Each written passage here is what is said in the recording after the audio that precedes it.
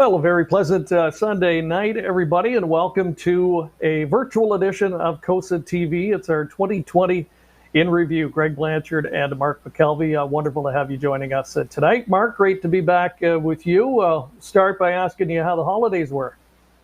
Pretty good overall. I mean, obviously we're in quite the times here in Ontario, and right as the holidays hit, of course, as many would know, we went into a province-wide shutdown. So it's been trying times, no doubt about that. But overall, I think 2020 certainly taught us to put everything into perspective. And now that we're getting through the holidays, just chomping at the bit, hoping that we'll get back to the racetrack very soon.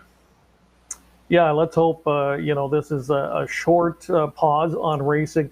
I'll ask you, what's the mood like around Woodbine Entertainment? Obviously, they've been an industry leader, really showing the way and how we could safely conduct racing all summer long, and highly disappointing that we had to shut down again. But what's the overall mood? Is it staying optimistic? I think so. I think for the most part, those around this area are certainly optimistic that we'll get back. It's a 28-day lockdown. Of course, that could get extended. But, hey, I think everyone's got to stay optimistic and hope that we'll be right back. I think as you look across the entire province and see so many different industries being hit hard, you just wonder how long and how many industries could survive another extended lockdown. So hopefully we'll be back. There's definitely some frustration, though. I think, we've put on such a world-class product all season long that's got such a great safety record and a great track record over these last several months that I think that needs to be taken into consideration. So let's hope, hey, we're going to be back really soon. And I'm very optimistic that when we do come back, again, we'll just continue with that safety record, and that'll continue on the way that we did all summer long and into the winter. Yeah, despite the challenges this year, the racing on the track was exceptional all over North America and of course here in Ontario. The stake season certainly didn't disappoint, and it was a lot of fun to cover it all for you on COSA-TV. So tonight we're going to keep it a little bit on the lighter side and review some of those wonderful moments and great races that we were able to showcase to you through this platform all season in 2020. And we've got some special guests joining us tonight as well that we're really looking forward to speaking to as well. So without any further ado, we'll bring in our first guest this evening, a gentleman who needs no introduction. He has been the most successful trainer in the sport for the last number of years, both by wins and by purse winnings. Ronnie Burke from his home base joining us tonight. Ronnie, great to have you with us. And I'll ask you how the holidays were. Did you get any downtime at all? No, I went to Florida just for a couple of days, but when I go to Florida, I have, a couple horses that Devin Miller's training for me at Pompano, and then I have like 77 just north of there. And, usually each day I do, both. I want to ask you, you've got that big operation. How many horses do you have altogether, and what different jurisdictions do you have horses racing in currently? We're probably pushing close to 350 now, maybe even 400 with the brood mares and stuff. That's been the bigger thing this year, is the last couple of years, is the branching out to being a breeding operation.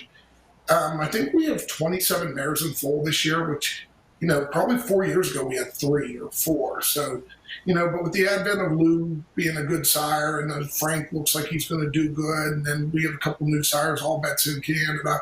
We've tried to support our own horses, and that's, made it a little bit different. But, we basically race everywhere now, with the exception of Cal Expo, and that may someday have to come to be, I guess. Well, obviously, talking about those brood mares, there'll be a lot of people who probably weren't aware how much you're expanding into that side of the game. Was that always by design that you were going to support, your stallions that go into their next career, or was that something that just sort of popped up and you guys thought, hey, we've got a great opportunity here. We've already got the horses to support them. Let's go with it. Yeah, no, we always maintain a big part of our stallions, usually at least, because we believe in the horses. We know they were, clean horses, and they, raced and they did well. And if we sent them to stud, we believed in them. So, we went to start supporting them. I was surprised how many we were getting, and I don't know if I was even in favor to it, because it's not something I truly enjoy. But Mark Weaver and Larry Carr pretty much now, they do them out, almost all of that. They'll ask me once in a while, what we're thinking, where we're going with them. But, pretty much I go and just look at them and tell them like I like the babies or, I don't like the babies. You mentioned stallions and horses that you raced that are now standing stud, and one that a real favorite of mine, watching him race over the years, and one that I'm really looking forward to here in Ontario is All Bets Off. What do you think his prospects are in terms of the stallion? What do you hope he passes on to his offspring? Well, he's the richest son of Bettor's Delight, which most people would not even know. So, he was a very good horse. He was gritty, he was fast, and I'm shocked, and everybody is too, that the babies that have come out of him so far are beautiful. They're a little bit bigger than he was. That was my little bit of a worry that he might sire a little bit too small of a horse, especially for Canada, because it's, most of the big money is on bigger tracks. And they look great. So now I'm excited to get them in the barn and get them trained next year, and let's find out how good they are. But he was always a horse that tried great, was phenomenally sound, never had an issue. If that passes on, usually that's 2/3, and the rest of it usually will take care of itself. It's funny that you mentioned about All Bets Off maybe not getting that respect that he ultimately deserved. I'm like Greg, he was just a treat to watch on the racetrack. But do you find that maybe happens with some of your older horses? I know we're going to get into some of your big wins from this past season, including the Canadian Pacing Derby, but every year you're sending out 2, 3, 4 horses that can race at that top level on the Grand Circuit in those older divisions. Do you find because you send out that volume, maybe that each individual doesn't get the respect that they deserve? Yeah, because they tend to look at them as a group, and the other thing is they have to beat each other, and that's, it's not easy. Those are all good horses. If we've kept them around and we haven't moved on from them, we're still racing them, that means we thought they were, special kind of horses, Dosadoro, Breakheart, Filibuster. They've all, for at one point in their career, been the best horse of their class for at least, a little run. And so, they're very good horses. Now next year it looks like Catawash, maybe Elver. We have another group coming that, I do have faith in, that they can push the other ones, and try to fight for their spots in those races. All right, we're joined by Ronnie Burke, one of our special guests this evening on our Year in Review show here on COSA-TV. Thank you for watching tonight. And if you got a question, pass it along. We'll try and get maybe a question or two answered by our guests here tonight throughout the show. But we want to talk your big guns and a couple of the big wins you had here this past summer, Ronnie, and we'll get to that in just a moment. One more final question I wanted to ask you about was just overall, we talked a little bit before we came on tonight, but COVID-19 this past year, big challenges for everybody. Changes to the industry, some of which you think might be permanent things that we're going to see. Can you expand on that a little bit? Because of making it harder to move and harder to be as fluid as we used to be, I think the idea of the super mega barns, is maybe changing. There might not be as much room for us as in years past. We may have to adjust. It wasn't that our stake horses that took the hit. Maybe the aged group did, but your 2 and 3-year-olds did not. Most of the money was still there for them. And you can see it in the trainers that's what they do. They didn't take as bad as a hit. But the guys, we were usually a $3 to $4 million a year at Yonkers. We made $1 million there. And we didn't have a worse year. The money just wasn't there. The racing opportunity wasn't there. That's what I think we have to, adjust to. And, it was hard for, obviously Canada, thank God for Eddie Hensley. I mean, he bailed us out. Without him, we'd have had a disaster. I mean, you're trying to, you can't get him in there. You can't, we can't come with them, and then we were going to try taking them back and forth. But in the end, most of them, we ended up just leaving with Eddie. And I mean, he did a wonderful job. I mean, from one unlucky thing of getting eliminated, Scarlett Hanover would have been easily the O'Brien winner. I mean, she had a first place 10th in the She's a Great Lady. He won the final with her. He won the Battle of Bells with her. I mean, he just did a wonderful job. And that's something we haven't done, is always used a different trainer, where we actually turn over, charge of the horse. But we had to, and Eddie did a wonderful job. I mean, I think he's a great trainer and probably a very underrated driver. And we'll hear from him and his wife, Ashley, in fact, later on, and we'll be talking about Scarlett Hanover. But we want to talk about another female right now, one of the stars of your barn, and one in a long line of great trotting mares that you've had, and her name is Atlanta. And coming into the Maple Leaf Trot this year, it was interesting. She wasn't coming in right at the top of her game. She made a break the week before the Armbro Flight. So maybe tell us what happened in that race, and what your expectations were going into the Maple Leaf Trot a week later. Being honest, in that race, we had switched her shoes around probably a month prior. The first time she beat Manchego was with her new shoes with a more aggressive full swedge on her. And she did go a little faster at first. But I think she started to tail off a little bit.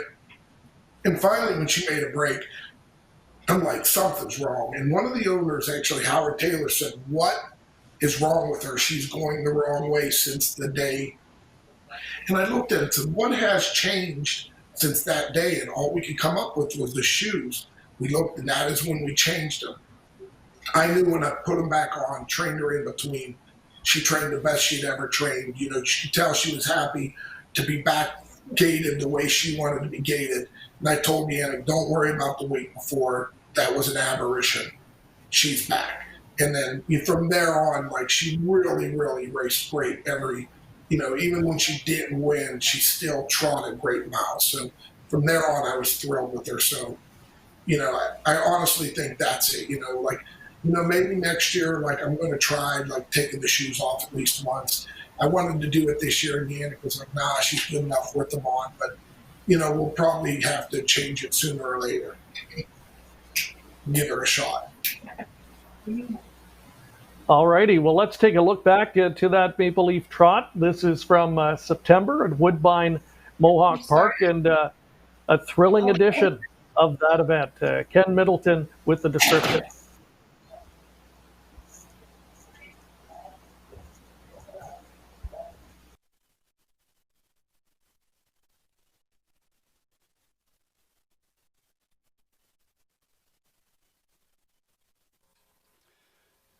And the starting gate for the Maple Leaf Trot swings off the top of the stretch. Here they come. And there they go. They're off and trotting off stride. Marseille jumped it off, as did Soul Strong. Soul Strong quickly resets. Out quickly from the outside, Crystal Fashion. McClure's got that one off to a fast beginning. Guardian Angel AS put into play as well. In between, Lindy the Great. And look at second tier starter Manchego, a handful for Louis Waugh, but he's able to get her floated out to fourth from that second tier. Then following that one, the other special mare Atlanta is away fifth. There's Chimpanzee, settled in sixth early on. The triple millionaire Marion Marauder has got a seat from seventh through a 26-3 opening quarter. Then it is back to Soul Strong. Run director in the early breaker, Marseille. They battle parked out into that backstretch. Leading now is Lindy the Great taking over, but Manchego rolls to the front for Louis Waugh, and Manchego is now on top. Coming up to the midway point, it's Manchego by 2. Lindy the Great trotting second. In third, that is Crystal Fashion. Outside fourth, first over, Jameson with Guardian Angel AS. Half in 54-3. Atlanta's following the cover. Third over, that's Chimpanzee. He's about 10 off of the lead. Then inside is Soul Strong. Outside of that one, Marion Marauder, followed by Run Director and Marseille. But Manchego has opened up 5 on Lindy the Great, heading to the final turn. It is Manchego, powerful on top. Second right now is Lindy the Great. Outside third is Guardian Angel AS. Here comes Atlanta, 3 wide for Gingras. 3 quarters in 1:22, 27-2 in that third panel. And Manchego turns for home in the Maple Leaf Trot on a lead of 3. Here's Atlanta closing down the center of the track. Following in behind, that is Chimpanzee. Atlanta takes over the lead for Gingras. It is Atlanta with the lead in deep stretch. Atlanta with a 16th of a mile to go, gets clear late. And Atlanta, second last year. This year she wins. It's Atlanta in the Maple Leaf Trot by 4. Holding second, that's Lindy the Great on the outside third. His Chimpanzee. Atlanta in 1:50-4 to equal the stakes record. All right, my apologies to Chad Rosema. He was obviously pinch hitting that night for Kenny with the call of Atlanta winning. from off the pace, Ronnie. As you watch that race unfold, and you watch thousands of races a year, so I'm sure maybe around the halfway point, the way things were setting up, were you feeling pretty good?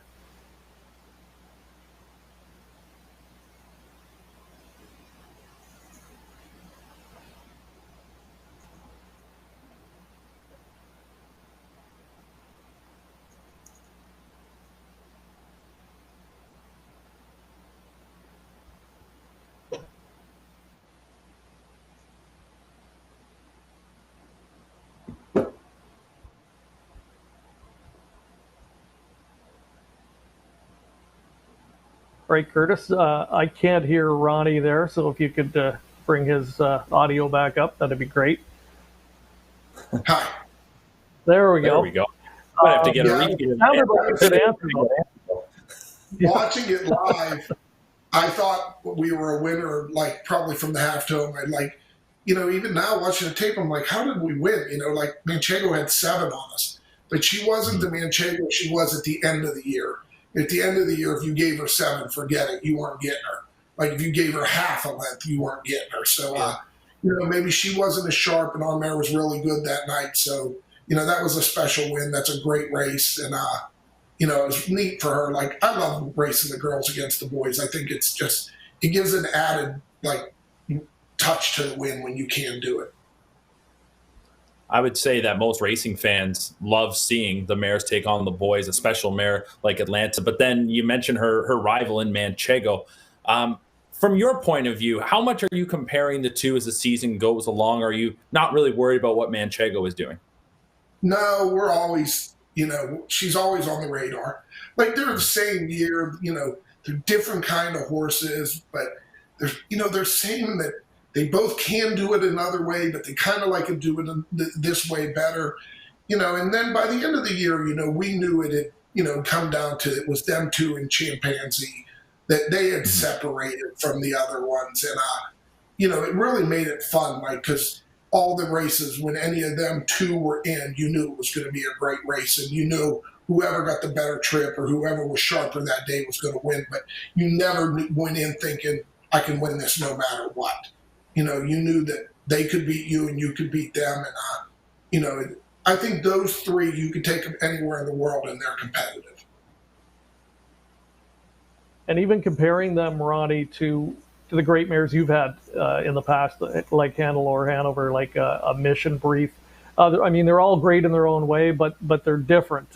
What are the differences that Atlanta would have compared to those 2 that you had in your park? Mary was gifted mentally of that group.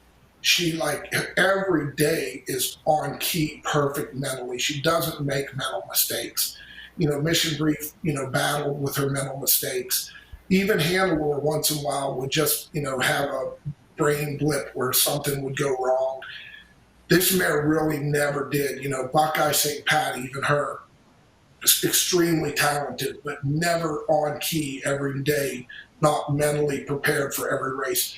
Atlanta is mentally prepared every race. Is probably the easiest, nicest horse I've ever trained. She will just do anything you want, happy, willing, and easy. Anybody can sit behind her and she'll train well. The other ones, you had to be a pretty good trainer sometimes to, make them do what you wanted them to do. Now, obviously, we heard. Go ahead, Greg. I was going to say, we'll get back to you, Mark, in a second. We've got a question from Justin Turnbull, one of our viewers. Can you name at this point a few of your 2-year-olds? Any 2-year-olds that have really caught your eye that you're looking forward to coming back? Yeah, the first one that comes to my mind is there's a trotting colt we have called Mr. Strong. He's a muscle heel that seems to be special. At this point, it's tough to tell, but with trotters, it may be a little bit easier because to be great, they have to have that natural gait. You're not going to manufacture their gait. So that's probably one that jumps to mind. And in the Lose, I think this year, it's the first year of our top mares. Sasa Hanover has one. That's all right. Hanover has another. That all have great Lou colts. And so I'm excited about them. So, but down by the seasides have been great. The Fear the Dragons have been great, and the What the Hills are outstanding. So I think you're going to see Ohio this year. They'll be on the Grand Circuit. It won't just be us either, because I'm hearing it from everybody that has them, that they all love their seasides, they all love their Fear the Dragons, they all love their What the Hills. What I was going to ask there just before we went to Justin's question, and you end up kind of touching on it. You talk about how Ohio's taking that leap, and I know it's no secret now that program has been on the rise. And you're saying now that you believe they're probably ready to go onto the Grand Circuit on a more consistent basis. But what about here in Ontario, and not necessarily the Ontario sired horses, but you've never been afraid to send horses up here for big events. And I know sometimes we get the different people throwing out the excuses when things don't go their way. We never really hear that from your barn. So when Atlanta was looking to bounce back after that Armbro flight, if things hadn't gone that way, you're probably not blaming it on the trip up here. I mean, you've always seemed to be pretty confident whenever you send one this way. Oh, no, we love it there. First of all, I mean, you guys love to race and do it the right way. I mean, honestly, Woodbine, Priete, London, people, like, the races are well attended.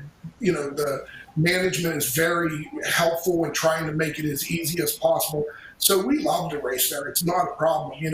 When you get the check back in American money, you're not as happy sometimes. but if the border crossing could be a little bit easier, and I understand why it's not, we would be there all the time. From the Meadows, it's 4:15 for us to Woodbine Park. To Woodbine, we would race there all the time. We love it. I mean, they have great purses, great classes. They go all the time. The top classes race every week. It's a great place to race. It's just we've never really felt comfortable having a whole bunch there because of getting them back and forth. But, we're like, there's a new way of getting your money out of Canada, and we started that. And if it's as easy as we think it is, you'll see us more and more race there. All right. Well, you won some more big money on that same September 5th program. We saw Atlanta win the Maple Leaf Trot, and you completed the big double that night with Dorsadoro Hanover in the Canadian Pacing Derby, a massive upset victory. We're going to take a look back at it now, and then we'll hear more from Ronnie afterwards. For this age division for years to come. 5-2, slight favor right now is 7 Century Pharaoh returning home here for Doc Moore and Sylvain Fillion off of that Dan Patch victory. It's post time for the Canadian Pacing Derby. Field picks up speed. Here they come. Great looking start. There they go. They're often pacing in American history. He's going to sprint out down the center. Backstreet Shadow going with him, and Better Swish on the inside. McDonnell pushes button on him. He gets into the top 3. There's Century Pharaoh sprinting out. He's parked into the opening turn. Also into the mix there is Shake That House, Dancin' Lou, as they get into a little bit of traffic there into that opening turn. Then it's back to This Is the Plan, followed by Sintra, Dorsaduro, Hanover, and Filibuster Hanover. But it's American History parking to the quarter, 25-1. American History makes the front. Here's McDonnell out and rolling with Better's Wish. Better's Wish gets his cue to go after that leader, American History, as they go by 3/8. Watching the action is Backstreet Shadow and Gingras from third. Tightening up fourth now is Century Pharaoh as Better's Wish takes over the lead. Dancin' Lou is in fifth. Sneaking up the inside, Henry's picking up a bunch of positions here with This Is the Plan as the outer flow starts with Backstreet Shadow as they go by the half in 52-4. And it's Better's Wish on the outside, Backstreet Shadow. Pocket sitter American History. Look at the trip set up by Fillion with Century Pharaoh second over fourth. Inside fifth, This Is the Plan. Third over, Dancin' Lou's in contention. Sintra looks pumped up on helmet as well. He's fourth over. Then on the inside, that Shake That House back to Dorsaduro Hanover and Filibuster Hanover. 3/4 is next for these heavyweights. Better's Wish with a slight advantage. 1:21-1 to 3/4. And it's Better's Wish turning for home. They're all coming after him. American History locked in the pocket. Backstreet Shadow starts to tire. Century Pharaoh takes over the lead. Dancin' Lou off cover. And from the backfield, Dorsaduro Hanover and James McDonald looking for the repeat. It's Dorsaduro Hanover off cover, and he explodes. Dorsaduro Hanover, J-Mac, back-to-back in the Canadian Pacing Derby. He wins by 4. Dorsaduro Hanover in 1:48-4.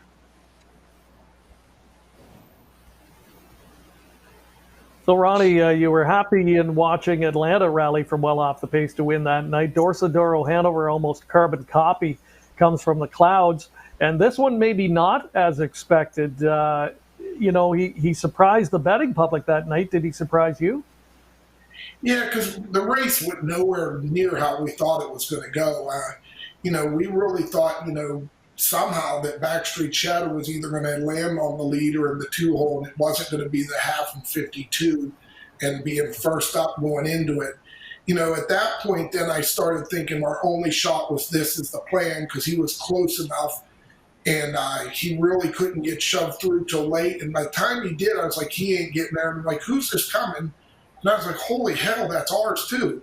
And I couldn't believe how fast he was pacing. And then you're just like, that was probably the most exciting win for us for the year. For me, it was. Like, I remember because I was sitting in here in this office and you like start screaming because you're like, pumped because you can't realize that, you don't swoop fields in those kind of races very often. Right. And he's the kind of horse, Mark, and I know you and I've talked about this before. He kind of underrated, and nice to see a horse like that get his due. I know when he won the Breeders' Crown at 3, it was kind of a validation for him that season. And then, maybe a little bit more inconsistent than some of the really top horses, would you say, Ronnie, at this point in his career? But when he brings his A game like we saw there, he's as good as almost anybody. It's funny, like as a 4-year-old, he struggled a little with breathing issues. We got him over that. And then as a 5-year-old, after that race, he actually started like coming out of races where we couldn't figure out what was wrong with him. But he would come out, he'd not be really that great for a week or two, or for a day or two, and then he would come out of it. And it was finally at the end of the year, and he'd raced good all the way to the end, but not as good as we had hoped. We took him and we did like exploratory surgery on him, and we found that he actually had a tear. And we couldn't see it on a scan. We would have never saw it on the scan. So he's going to be a little bit later coming back this year than we would have thought. But I do think he's going to come back and be way better. I think it's been there for a while because it explains a lot of things that went on for a while, like him getting on lines, him having intermittent lameness for a while. So, I'm really excited that we at least now know what it was. And, we were treating something else, thinking it was something else. And we're always kind of surprised that he didn't get better. Well, because we were treating the wrong thing. So I'm anxious to bring him back. Like, I think it's not a career-threatening injury, but it is an injury that had definitely bothered him, and we will definitely make him better. Looked like he was shot out of a cannon there when he went right by them. I guess that was the benefit of having multiple horses in a race like that. You just had to go from one to the next, and a thrilling victory. That performance was very impressive. We've got a question coming in on Facebook from JD Varnell. This isn't a horse that's in your barn, but one that JD is very interested in your opinion, and that is of Let It Ride, who won last night at the Meadowlands in the Open, preferred 148 and won last night. What do you think of that performance? He also notes, and you had a victory with De Los Cielos Deo, a horse that's also got some high speed, but what did you think of a horse like Let It Ride putting in a mile like that just 2 days into January? And it's not to knock anybody's horse, but every year there is the hot horse of the winter that, oh my God, it's the best horse in training, blah, blah, blah. And this horse has been incredibly impressive. And I'm sure he'll make me eat my words. But the good horses aren't there. When he's 4th over last night, it's Roccapello sitting in the 2-hole. It's not going to be Roccapello when we're going for big money out of my barn. It's going to be Cattle Wash. It's going to be, this is the plan.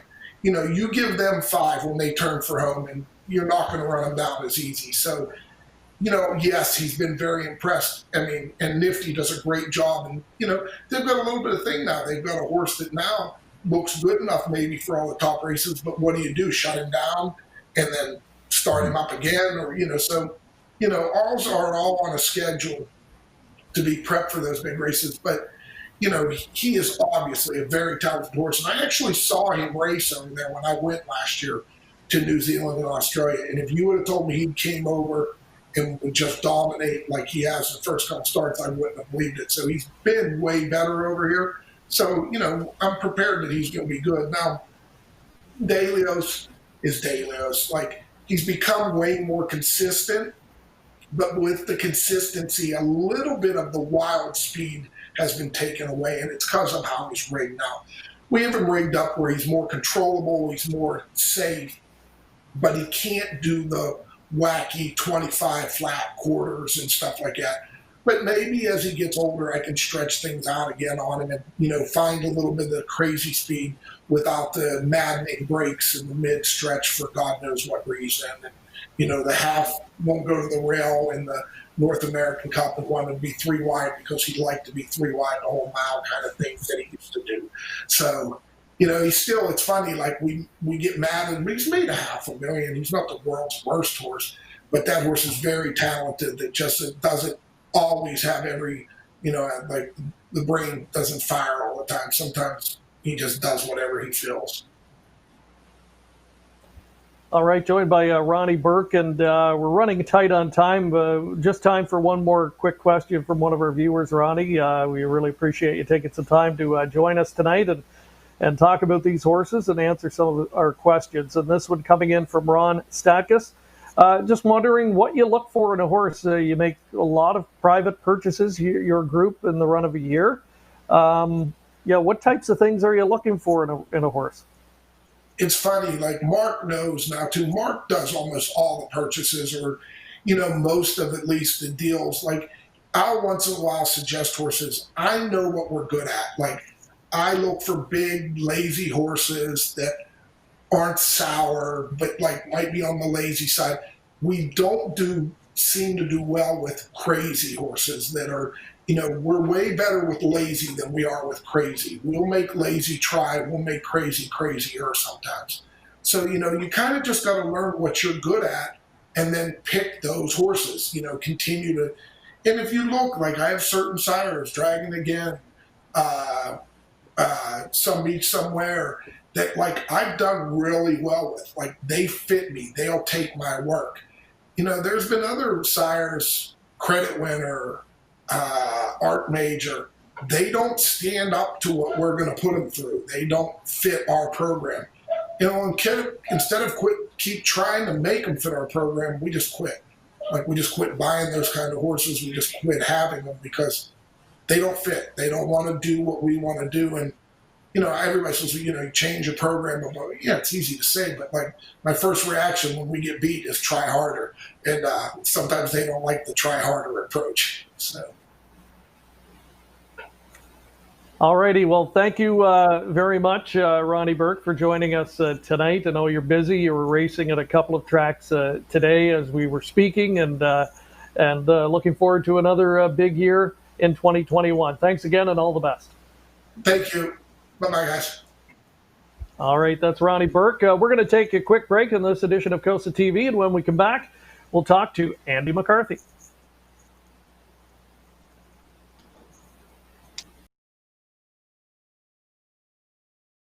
HRU covers the sport from all angles with news, features, photography, opinion, and analysis of racing. Also, HRU covers breeding and sales, as well as industry stories you need to know. It's all delivered by a deep, diverse, and talented team of writers and photographers. And the best news is that it's free to subscribe. Subscribe to HRU today for free at harnessracingupdate.com. and see what everyone is talking about.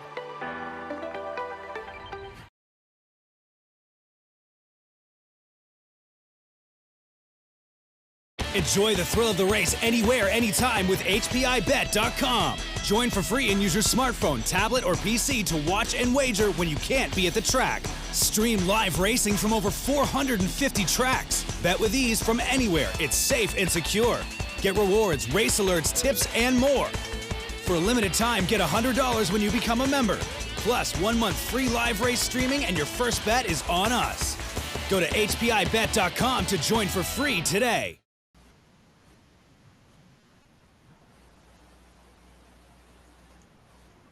All right, and welcome back to COSA-TV. We are live from our homes tonight. Greg Blanchard, Mark McKelvey, And we're going to be joining Andy McCarthy. We pre-taped a segment with him from earlier today, and all of our other guests tonight are going to be live. So we'll be joined by Ed and Ashley Hensley a little bit later, along with Doug McNair and Scott Young, to talk about some of their highlights from this past year here in Ontario. So time to think of some questions. If you've got some that you'd like to pass along to those gentlemen, please let us know. Mark, always fun to talk to Ronnie Burke. You could talk to him for hours, and when you've got 450 horses and many racing at the top level, I guess that's what it is, right? Well, that's it. He's not going to run out of topics to talk about, that's for sure. But the one thing you can appreciate is just how candid he is. And I mean, even that question we received from a viewer asking about another open pacer that's not in his barn. And I think he kind of touched on something maybe a lot of us thought about. There usually is those now horses in the winter, but he's not afraid to say it. And again, I think that's why he's respected, and so many of us enjoy having the opportunity to speak to him, because he's going to tell you it like it is. Absolutely. All right, so we've got the segment queued up from earlier today. So it's going to seem a little bit strange. We're going to cut to that now. It's myself and Andy McCarthy taped earlier today here on COSA-TV. And welcome back to this holiday edition of COSA-TV, and we're recapping some of the highlight races and the big events that we were able to cover for you in 2020. And time now to welcome in another of our special guests to join us tonight. Andy McCarthy, one of the top reinsmen in North America, and certainly prominent this season here in Ontario in some of our biggest stake races. Andy, thank you for taking some time to join us, and want to ask you right up front how the holidays have been. Oh, great, Greg. Yeah, no, we had a nice little break there. We took the kids down to Mexico for 5 days in their school break, and just got out of the cold weather for a little bit and got the boys swimming in the ocean and whatnot. It was a terrific little break. Sure. How important is it for a guy like you that's so busy all summer long to get that little bit of quality time to recharge the batteries, if you will? Oh, very important. I'm pretty accustomed to going back to Australia this time of year and kind of half spending the summer down there. So I try to dodge the winters as best I can, but it was a well-needed break, and just to get away and recharge and see something new. That's for sure. Looking at your numbers this year, even with the pause in racing, your numbers very impressive. I think the 7th consecutive year that you top 200 wins. And when you look at money winnings, the second highest total of your career, I believe just over 7 million Canadian. So all in all, when you consider the challenges you had to go through this past year, how satisfied were you with the year you had? Oh, extremely satisfied. The year it really started off gangbusters. It was, I had a lot of really good horses in the right classes, and obviously having Ramona Hill, that definitely boosted the year as well. But I definitely finished off a little slower than it started, but no, I couldn't be happier with the year I had. And you made the decision earlier in the summer that you were going to take a chunk of time and relocate here to Canada. Tell us what that process was like, given the conditions that everybody in North America was facing. It wasn't easy. It's going to sound a lot easier than it was, but pretty much I got a negative COVID test in the States before I attempted to go to the border. And then I went to the border and received a cross-border working exemption, which meant I could go back and forth. And then once in Canada, I had to get another COVID test before I could go to the racetrack, another negative COVID test. But it was kind of a scramble trying to get all those things and the results back within 4 or 5 days of being able to race. And you were the second guy to do that. Yannick Gingras earlier had made that decision and was able to come up here and set up shop for, I believe, about a month to 5 weeks. Did that play into your decision when you saw that Yannick was able to do this, that you thought, hey, I've got some really lucrative drives up there. I want to make sure I can be there? Oh, absolutely. He definitely paved the way and probably did all the hard work to figure out what way to go about it.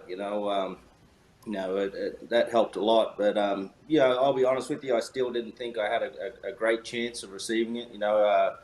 Yannick's obviously a dual citizen. I'm just from Australia, living in the States. Trying to get across. I didn't know how my chances were going to be, but I'm very fortunate it worked out, and I got to come and spend a little time up there. And based on the results that you had up here, it was a very lucrative stay for you. There's no question about that.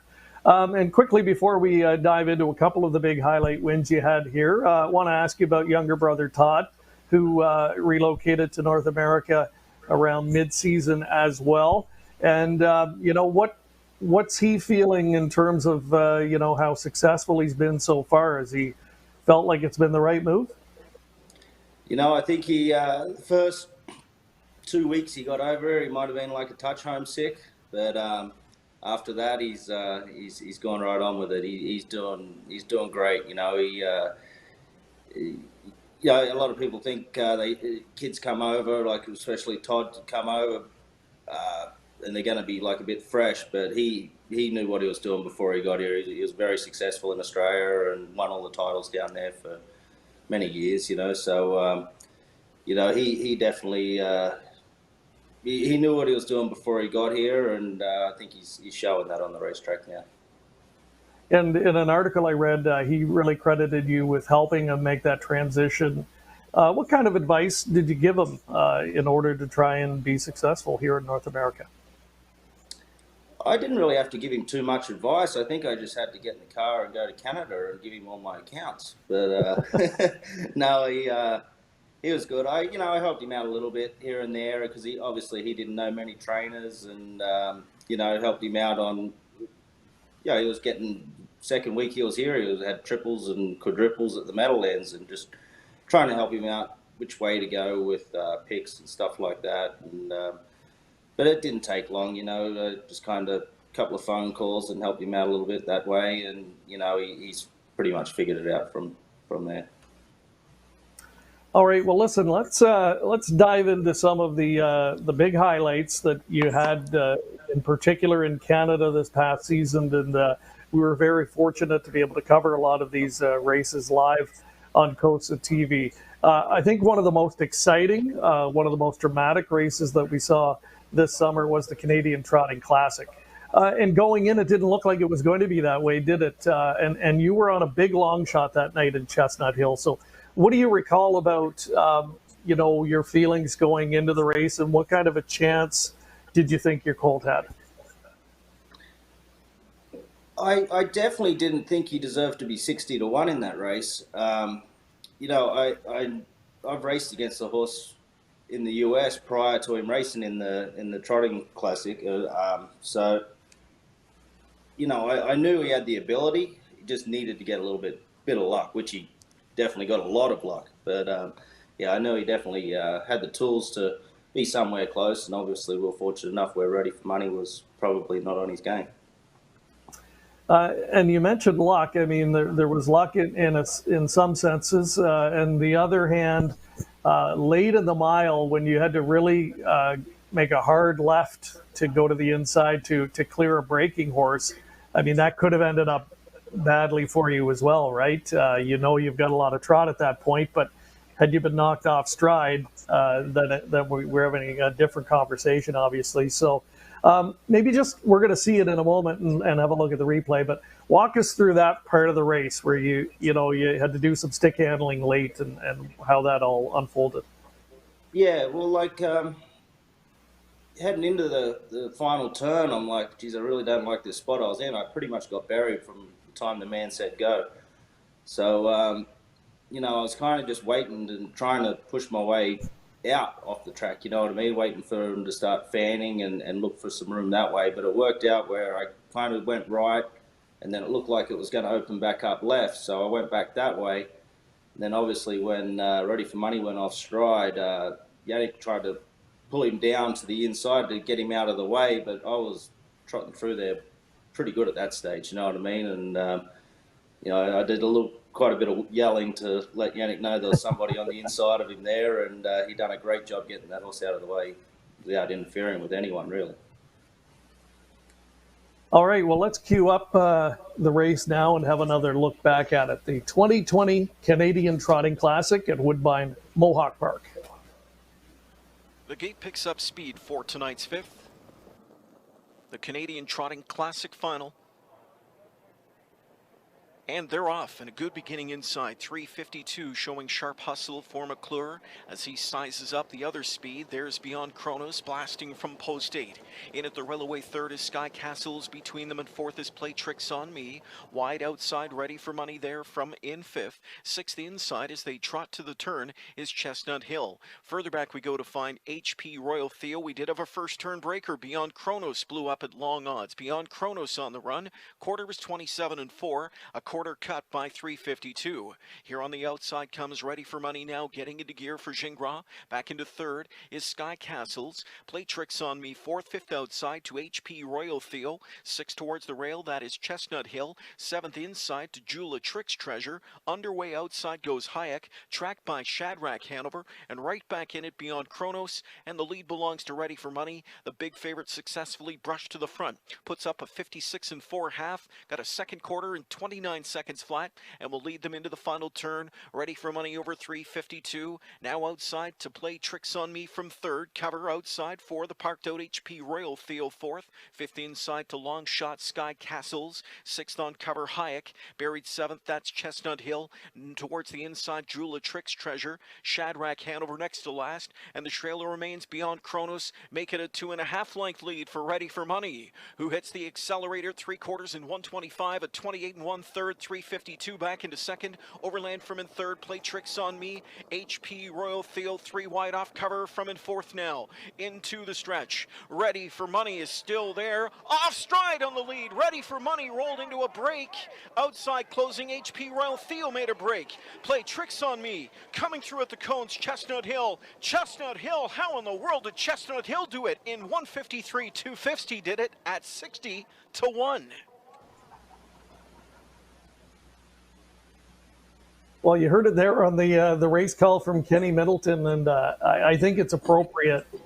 Andy, I've watched that race numerous times since that night, and every time you watch it, you still can't believe that you were able to win from the spot you were at, turning for home and the stick handling. And I mean, what are the odds that a trotter, and I mean, it speaks volumes, I'm sure, to the quality of the individual, to stay trotting when you have your momentum checked going that speed and to still be able to carry that forward and pass horses late and win?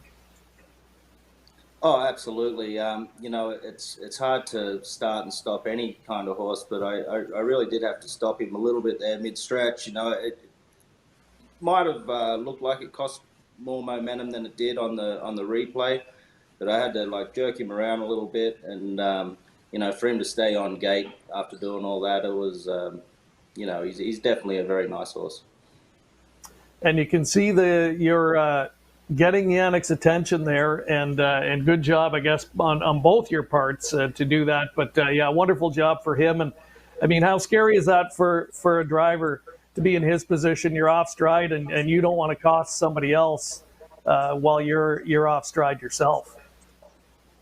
Yeah, absolutely. You know, that's the biggest thing, especially going high stakes like that.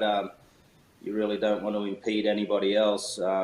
You know, so yeah, it was just a matter of a couple of inches there between getting our wheels hooked and not, you know. So yeah, I think I definitely got very lucky, and you know, I think if it had been the other way, we're both professionals, we would have got out of it no problem. You know what I mean? But it's just like I said, everybody was telling me how great of a drive it was. I can't really take too much credit for being a great drive. I think it was definitely a lot more of a lucky drive than a great drive, that's for sure. And, you know, I guess you really don't have much choice, do you? The horse came in, he was an outsider on paper at that time, certainly.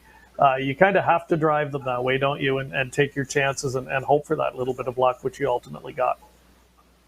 Yeah, that's for sure. You know, I didn't really plan on getting that lucky, but I said sometimes it just works out. And I mean, how good does that feel when you're used to driving horses like Ramona Hill, where you're 1-9 and certainly expected to win and win more often than you don't. But when you win one like that unexpectedly in a race of that stature, you kind of have to be on cloud nine, I'm sure, after that. Yeah, I kind of had to slap myself after that one. It was it didn't quite sink in the volume of how great of a race it really is. Because like you said, you're going in there, you are a long shot. I didn't think he deserved to be that long of a shot, but yeah, after the fact, you kind of got to pinch yourself and go, oh wow, that was pretty darn cool. All right, well, you carried that momentum over a week later to the first edition of the Mohawk Million. So a race that was being contested for the first time at Woodbine Mohawk Park, a really new, unique, and exciting format for 2-year-old trotters. Purse of $1 million, richest race in North America for the rookie trotters. And you were up for the first time behind a trotter named Venerate. First of all, talk about the circumstances of picking up that drive, and what did you know about the colt going into the race? I'd seen him race down in Lexington. I kind of didn't really notice him early on in the piece as much as I probably should have. I think he was a little sick early on in the piece, Andy said, and he might not have been at the top of his game. But then I seen him win down in Lexington in the Kentucky Sire Stakes. And I think he really caught everybody's eye down there. Trotted like 51 or something that day. And, so it was one of them deals where I had my choice of 4 or 5 in that race before I even knew Venerate was coming. And I was kind of holding off committing to anything, really. I had quite a few offers, and I just said I just want to wait and see until, you see the final field, and so I was in Canada for a couple of weeks, and then I went back down to Kentucky for the Sire Stakes finals, and seeing Venerate race that day, and then Andy told me after the next race we're getting ready to go on the track. He said, "I'm going to send that colt to Canada. Will you drive him?" I said, "Absolutely." So after seeing him win the Sire Stakes final, I figured I had the best horse to go back up there for, so I opted for him. All right, and did you have any sort of game plan mapped out before the race? And I mean, did it go the way you thought it would?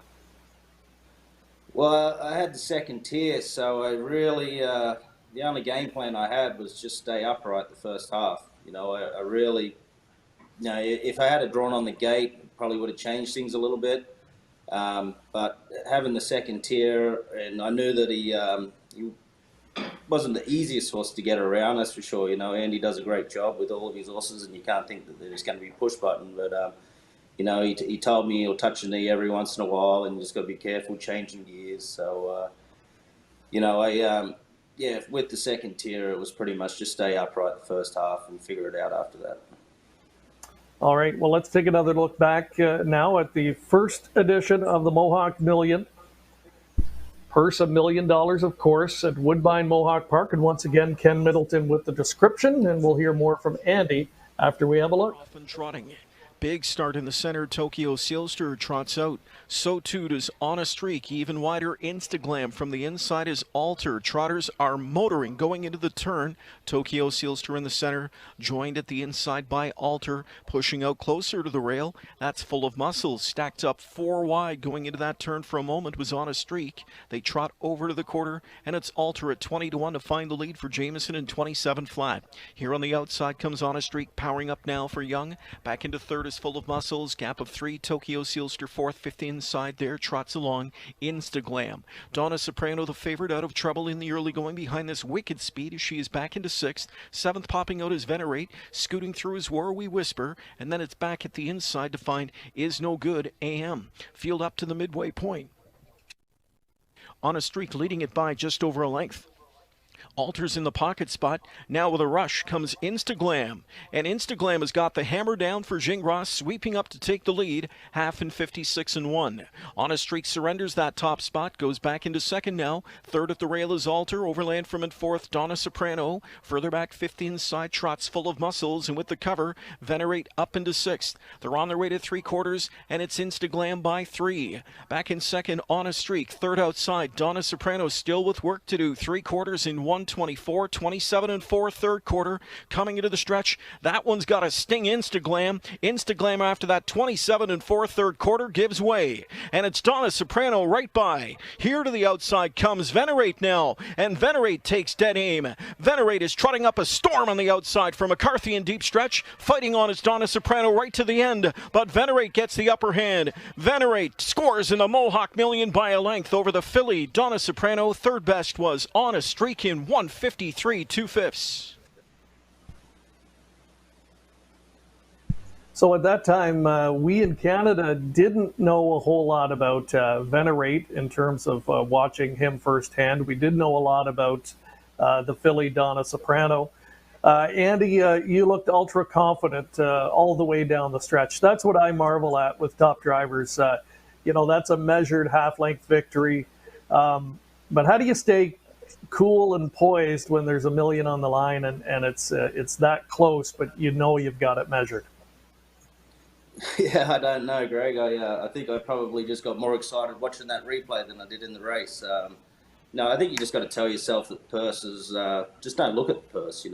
I pretty much drove that race like a qualifier. I just wanted to make sure I got him around there, and just tried to tell myself just drive it like a qualifier. You just want to put a nice line on this horse, and that's kind of with the 10 hole. That's the way I had to go into it, and it worked out. I just kept talking to him the whole last turn and through the stretch. I just kept telling him, "We're good, boy. We're good. We're good." And he's definitely a top class horse, and I think he's going to be a force to be reckoned with this summer. He's once Andy gets his gait figured out a little bit, I think he's got a hell of a lot of improvement in him. Yeah, and that's a scary proposition, isn't it? Big, powerful colt. You can see it there, and definitely looks like you're just keeping his mind on business and making sure that he doesn't make a mistake. The filly Donna Soprano, she had an excellent year, and fillies. Talk about what we've seen from trotting fillies in recent years. I mean, you won the Hambo last year with Ramona Hill. Donna Soprano. I mean, if she comes back and improves at all, she looks like she could be the type that could play with the boys on occasion. So, it's been really an embarrassment of riches when it comes to top trotting fillies in recent years. Oh, absolutely. And, not that you want to do it all the time, but I think when those special fillies come along, like Ramona and obviously Donna Soprano as well, I don't think there's really that much difference between the boys and the girls. They've definitely got the heart and the power to win any race they put them in if they're talented enough. I think Donna Soprano looked like she might have just got a little too racy there towards the end of the year. If she comes back at 3 and just calms down and learns to race a little bit better, and she's definitely got the tools to go with the boys, I think. All right, and before we wrap up, maybe put you on the spot a little bit. Is there one particular horse that you're really excited to get reunited with in 2021 when the stake season rolls around? Well, it's probably not going to be much of a surprise, but it's Ramona Hill. From as of right now, she's coming back. She's turned out in North Carolina, I believe. But driving a horse like that is, it's I get excited every time I win a race. But when you sit behind something with that amount of sheer power, it really there's not too many horses that do it. But she actually does give me goosebumps when you ask her to trot and everything's good, and just the way she does it and how easy she does it. It's really exciting, and it just wants to keep you going. It's a massive thrill to be able to, and privilege to be able to sit behind something with that much horsepower. Yeah, wonderful to hear that she's coming back next year. We're excited, and listen, we want to thank you so much again for joining us, and want to wish you all the best for happy, safe, and very prosperous new year. Same to you, Greg, and props to Curtis for those. Just watching those replays again, the shots down the stretch there, they were terrific. Awesome. All right, my friend, take care. Yeah, Andy Happy New Year, McCarthy. guys. And we will be back after this commercial break with more on our year in review on COSA-TV.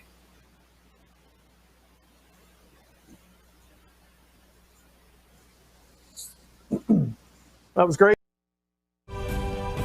COSA, the Central Ontario Standardbred Association, proudly serving Ontario horse people with integrity and accountability. Collaborative, supportive, helping to ensure a vibrant harness racing industry. Lifetime membership is free and there are many benefits. Become a new member today. COSA, representing the interests of horse people racing at Ontario racetracks. To find out more, visit COSAonline.com.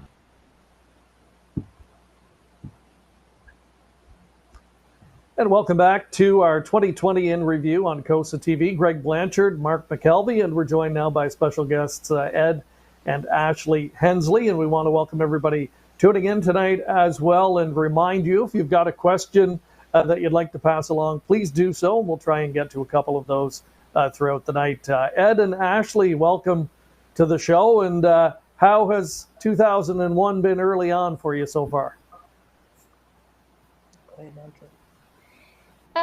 It's been pretty good, pretty quiet. We're just starting our horses back training tomorrow, and we've been doing some renovations around the farm. Can you tell us a bit about your operation, where you're located and what your setup's like? Go ahead, Mitch. We're 2 miles from Flamborough, and we have a farm here with Travis Cullen, Ash's brother, and we train out of it. And we have 10 racehorses right now, and a couple brood mares and a couple babies. And but they're all on break, so we've been kind of taking it easy. But we're going to get started back tomorrow. Now, obviously, nobody wanted this shutdown, but it's what we're dealing with right now. It sounds like you guys are trying to make the most of it. Did you have a game plan with your horses heading into the shutdown, or you said you're going to come back with them, start training back tomorrow? Was that always the game plan, or were you kind of thinking of some other ideas? Well, it's kind of good timing because it is kind of, the weather's been kind of crappy lately, so it is good time to take a little break. And there's been a lot of snow, so our track, you got to do a lot of work on the track to keep it going. But we just wanted to give them a little rest. You got to give them a rest anyway sometime. So we figured this would be a good time, and we'll start them back, and hopefully they open up, towards the end of the month. That'd be nice. That's what we're aiming for. Mm-hmm. Now, you guys, relatively new, to the province of Ontario. Been here about 4 years now, going on 5.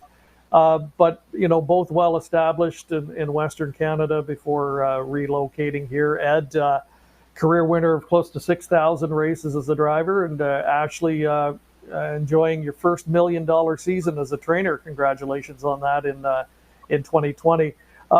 Talk about the decision to relocate here. Take us back 5 years and how that came to be. Want to say it? Well, I'm from the States, so I've always raced I started out in California racing, and it's gotten pretty bad there, so I decided to move towards the east and race Indiana and Florida.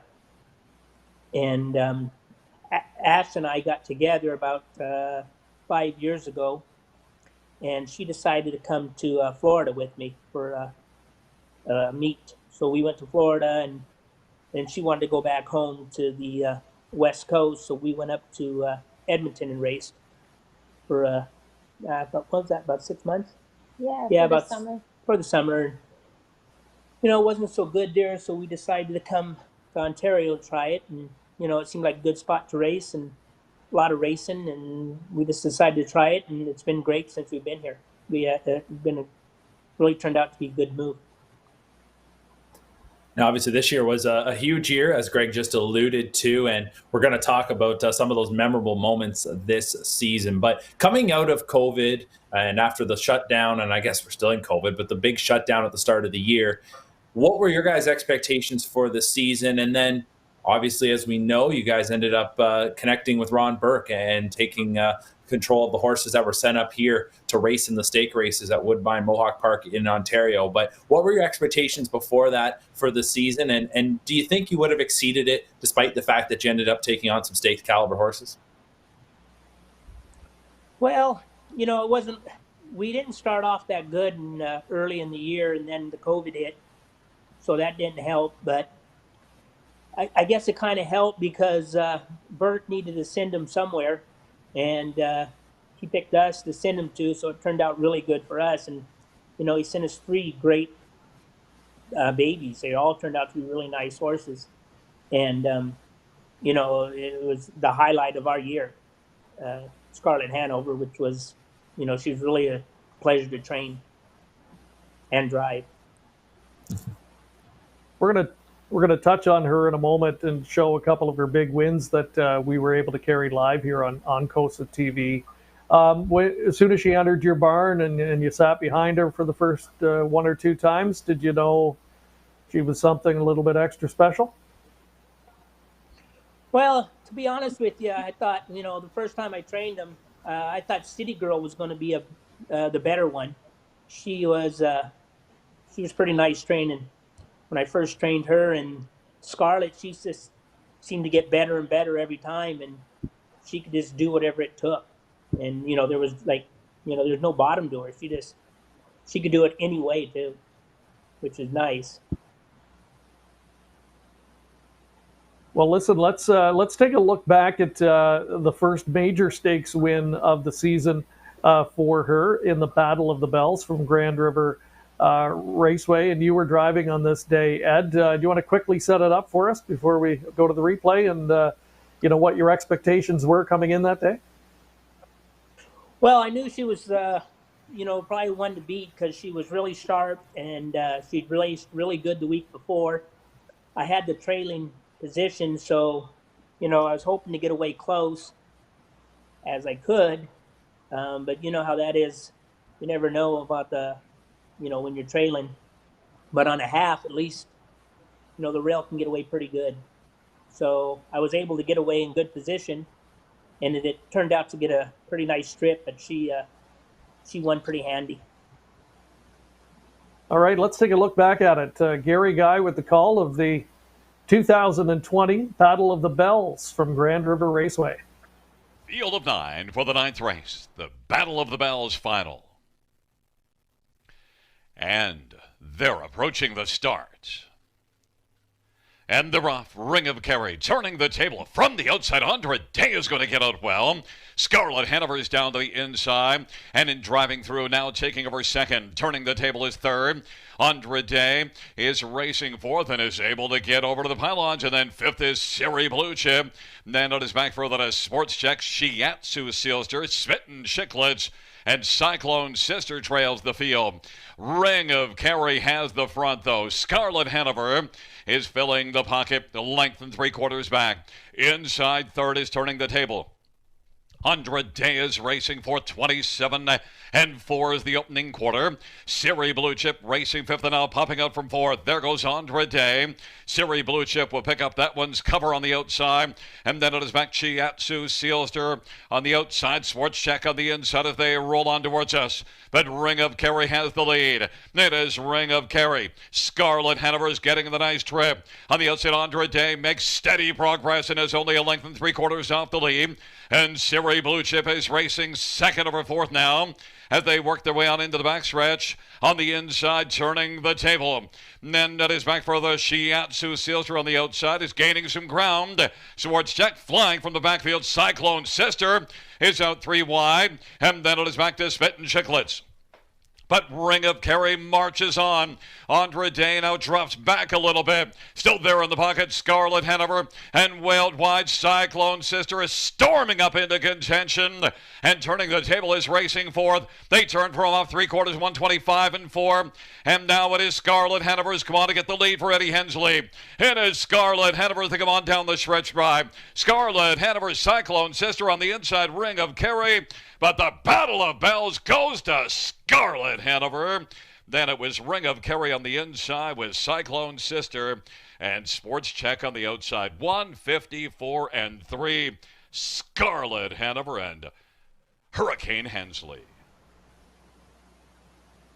There you go, Hurricane. It was almost a hurricane earlier in the day. You can see we had an off track that afternoon at Grand River.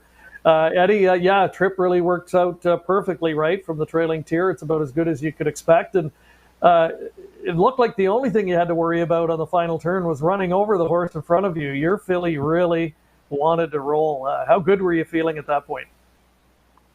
Well, I was feeling pretty good, but Sylvain's horse was getting a little tired, or mine was just getting ready to wanted to get out and get at her. And I had to kind of back her out around the turn, because I was going to go right over top of this wheel. So I was just kind of hoping to get her out and just get her a little pacing room. And then once I got her out, I knew I was all right. Now, coming out of the Battle of the Bells, right, coming out of the Battle of the Bells, she obviously just went on to continue to add to what was an incredible season. But we've seen in the past for some horses that come out of those races at Grand River, maybe it doesn't always transition coming off the half, going back to the big track and stepping up to the Grand Circuit. But it just appeared with Bell's back-to-back performances at Grand River, coming out of that she looked like she was a serious talent. I guess you were probably a believer by then. Yeah, she was actually, I raced her at Grand River in one of the golds, and she was I think maybe a start or two before that, and she finished second, and she was really impressive that night. I knew she was going to be a good one. I didn't know how good, but and she's been good every start. She's went a very good mile. That was Georgian. At Georgian, I'm sorry, yeah. Mm-hmm. Ashley, just wanted to get your reaction. You had to be ecstatic that day to get a big stakes win here in Ontario with a filly of that caliber. Yeah, it was really exciting for us. We started out the year with only 6 horses. Usually we have 10 or 11 of our own. So we were down on horses, and then when we got these 3 babies, that was really exciting for us. And then the way Scarlet turned out, it was like a dream, because she was like taking care of an older horse, and she just did everything right and everything we asked, and it was really exciting for us. Wanted to, shift gears a little bit, though. You go from the high of that day to the lowest of the low. We've got to touch on it. The She's a Great Lady. I can't even imagine, you win a race of that caliber, Grand Circuit race, and then to have the bad luck of being disqualified. We talked to Andy earlier today, and he mentioned that race, and he said it still bothers him. But talk about your reaction that night. Did you realize during the race that it was going to be iffy, and how do you turn the page and go on from that?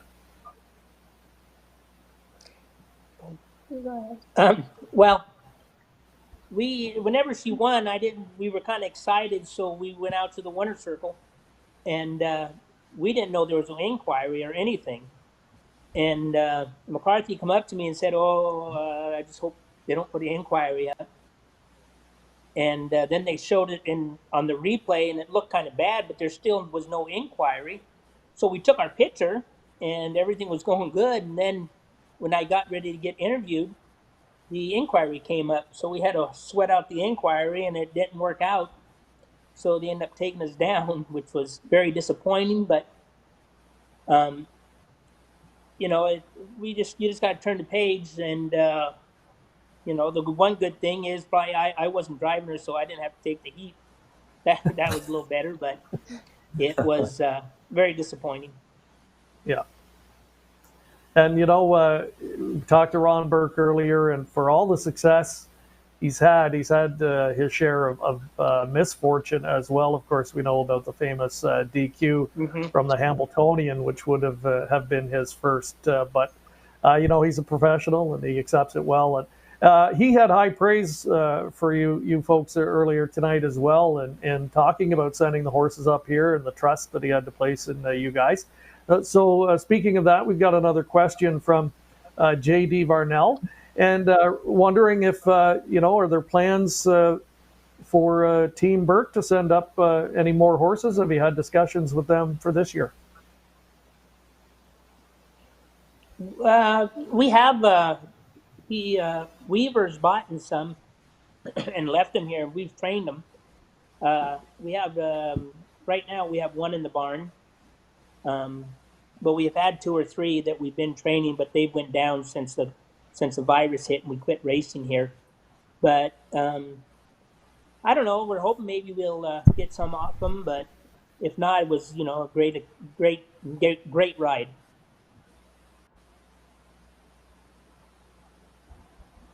All right. Well, listen. Let's take a look a little bit later in the season with Scarlet Hanover. So you go from the high of the Battle of the Bells. Yeah. A low point in the She's a Great Lady, but at season's end, she atones. She doesn't atone, but certainly gets a well-deserved victory in the OSS Super Final. Talk about your expectations, guys, when you went into that race, and what you were expecting versus how the race played out. It was a hard-fought victory. I remember that. Yeah, it was, and it was really special because we were really hoping she was going to bounce back after everything that happened, because she really deserved that win when she was disqualified, but that's part of racing. But in the super final, it was really exciting for us because Ed was driving, and she was really special for us. It's just Ed and I in our stable. We do everything, and Ed even does the shoeing and track work, and I do all the caretaking. So it's really special for us to get a big win like that. All right, let's relive it. I'm sure this will put a smile on your face again, and I'm sure you've watched it a few times since. So this is the OSS Super Final. 2-year-old filly Pace and Scarlet Hanover capping off a phenomenal rookie season. Up here tonight. It is one of the most anticipated super finals of the night. 2-year-old filly Pacers coming up.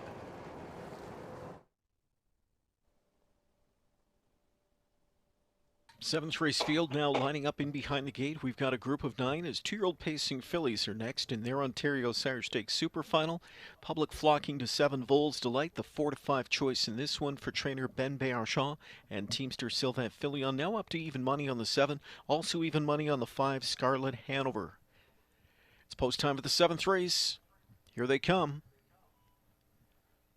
They're off and pacing, driving out fast down the center. Alumni Sealster, joined outside by Scarlet Hanover. Even wider is Andra Day, pedal to the metal, powering up out of there. 3 fillies across the racetrack as they cross the line, time 1. Center of the racetrack, Scarlet Hanover presses on here for Hensley, trying to clear and does so. Back into second, Alumni Sealster. Andra Day at long odds, powers up on the outside from in third. So here's Andra Day on the outside, really getting roughed up. They are sprinting 26-3 that opening quarter, and as they go to the backstretch, it is Andra Day involved in a wicked early sprint battle. Andra Day crosses over, clears to the front. Hensley back in that pocket spot. Scarlet Hanover's body language says she's coming back out here for a pocket pop, and it's Scarlet Hanover rushing up now to engage Andra Day, and she'll sprint on by. Filion Adeptly is on the move now. Vols Delight is coming on to challenge. She'll go right after. Scarlet Hanover's got no other option than to let her go off a 55 1/2. They race into the final turn, and Vols Delight sweeps to the lead. Andra Day had issues. She's in that safety lane there as she scrambled for some safe real estate. They go to 3/4 next, and it's Vols Delight up front. Back into second is Scarlet Hanover. 2 lengths back to Game of Shadows. Then outside is Best Keepsake. Traveling back into 5th, Postscript. 6th outside, Twin Bee Sunkiss. 7th, City by the Bay. Plummeting through the field is Alumni Sealster, just as her stablemate did. 3/4 in 1:23, and they travel to 3/4. Vols Delight the one to catch. It's Vols Delight up front by a length. Second Second outside, Scarlet Hanover. Now third outside is Best Keepsake and Game of Shadows. Fourth, they're into the final eighth of the mile. Vols Delight trying to hang tough here as she's tired late. Here outside is Scarlet Hanover trying to get to her. Vols Delight, Scarlet Hanover. These two battle all the way down this Mohawk Park stretch. And on the outside, Scarlet Hanover. Scarlet Hanover gets the upper hand. An absolutely ginormous performance by that filly to win. 152-1. She was under the gun every step of the way and was still that much the best. I would say one of the most impressive individual efforts we've seen from any horse in any division all season long. As you look at it there, multiple move effort, and you had a really good filly to try and get by late, Ed, in Vols Delight. So going into the race, did you have any sort of strategy in mind? And if so, did it go anything like you thought it would? It didn't go nothing like I was hoping. I used her way harder than I would, I wanted to. I kind of wanted to float out of there, and we went a little faster than I would with Dougie leaving, and I didn't want to go to quarter 26, but we ended up going pretty fast. And then I had to, when I let him go, his horse was not one. I really didn't want to follow her anyway, but she was pretty well done, so I had to come back out. And then Sylvain come, and he come hard, which was good because I was able to follow him for a while. But, I had to come back out early again around the last turn and, fight all the way down the lane. And she, she just outgridded her. I think it goes down as one of my favorite races of the entire year. We were trying to collect our thoughts before we came here tonight to look back at the year, and this one always stuck out for me. It was an incredible super final night, but in a stretch battle like that, what's the adrenaline level like when you do hit the line? Did you know you have it? And for yourself, Ashley, watching from the sidelines, just how ecstatic are you watching that battle? It was very emotional for me. I was just so happy for Scarlett and for Ed and everybody, Mark Weaver and Ron Burke, all the owners. We felt bad about the last performance, so it was really exciting just to bounce back and have everything go good. And it was just really emotional. She put all her heart out there for us all, so it was really nice. A real professional filly, and all the talent in the world, but has the heart to go along with it. Before we wrap up with you guys, what kind of reports are you hearing? What kind of an off season has she been having, or have you been getting regular updates? I have not heard. I don't even know if they started her back yet or what. So I have not heard nothing. If there was one thing that she could improve on, or whether it's a physical thing you'd love to see, one thing that you'd love to see change in her coming back this year, is there anything at all, or were there any real weaknesses to improve on? She had no weaknesses. She showed you she could do it anyway. And she's, maybe if there was one thing I'd like her maybe to fill out, if she could fill out, be a little stronger. But she wasn't real strong. It was surprising how good she was she was more frail than strong, big, strong. So if she filled out a little bit, that'd be nice. Worth noting, too, that 6 days later, she came back and was second in her Breeders' Crown elimination, third in the Breeders' Crown final. I'm sure watching from here in Ontario, those performances, you guys were cheering her on very hard. Oh, yeah. We were really cheering her on. She was, she had a great chance in the final. It was just bad luck. I think she should have got out a little earlier. She could have won. All right, joined by Ed and Ashley Hensley. Got a comment from Jamie Ramsey, and wanted to pass along. Said, Eddie is a great horseman, remembers you from the Cloverdale days out on the West Coast. So thank you, Jamie, and thank you to all of our viewers. And a big thank you to Ed and Ashley, one of the harder working couples in the sport, and really paid off this past year for you guys. Thanks again. and want to wish you continued good luck in 2021. Thank you. Thank you. All right, Thanks we'll for take having another us. commercial break. Thank you. And when we come back, we'll talk to an O'Brien Award winner. He's a finalist again this year, driver Doug McNair, when COSA-TV returns. We did continue, right?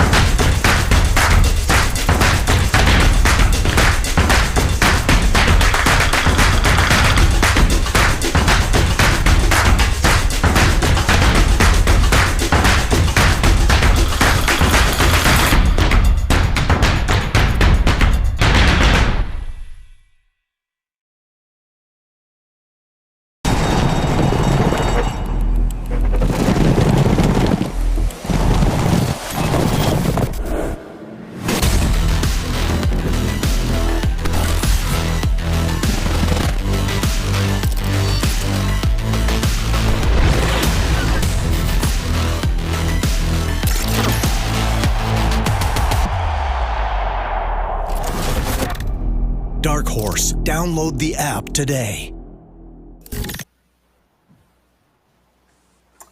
And welcome back to our year in review show on COSA-TV. Greg Blanchard along with Mark McKelvey, and joined by another of our special guests tonight, Doug McNair, stopping by. Doug, great to have you with us as we look back on a really interesting 2020 and another good year for you, Doug.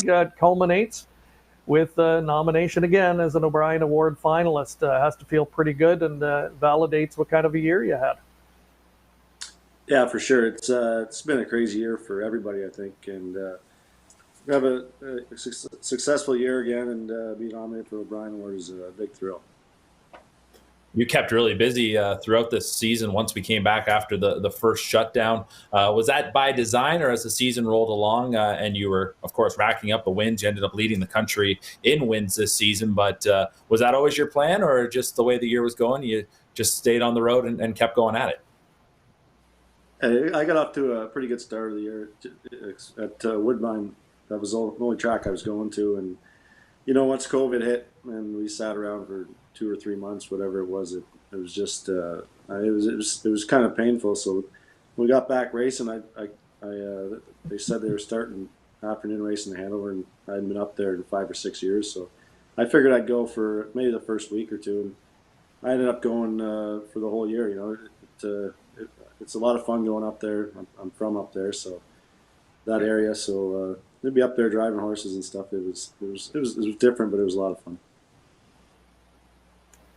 You mentioned the word different. How different is it for you now to go from racing at Mohawk Park 5 nights a week and then going back to Hanover 1 day a week and driving there? Different caliber of horse, obviously, on a smaller track. How different is it now when you go back and forth?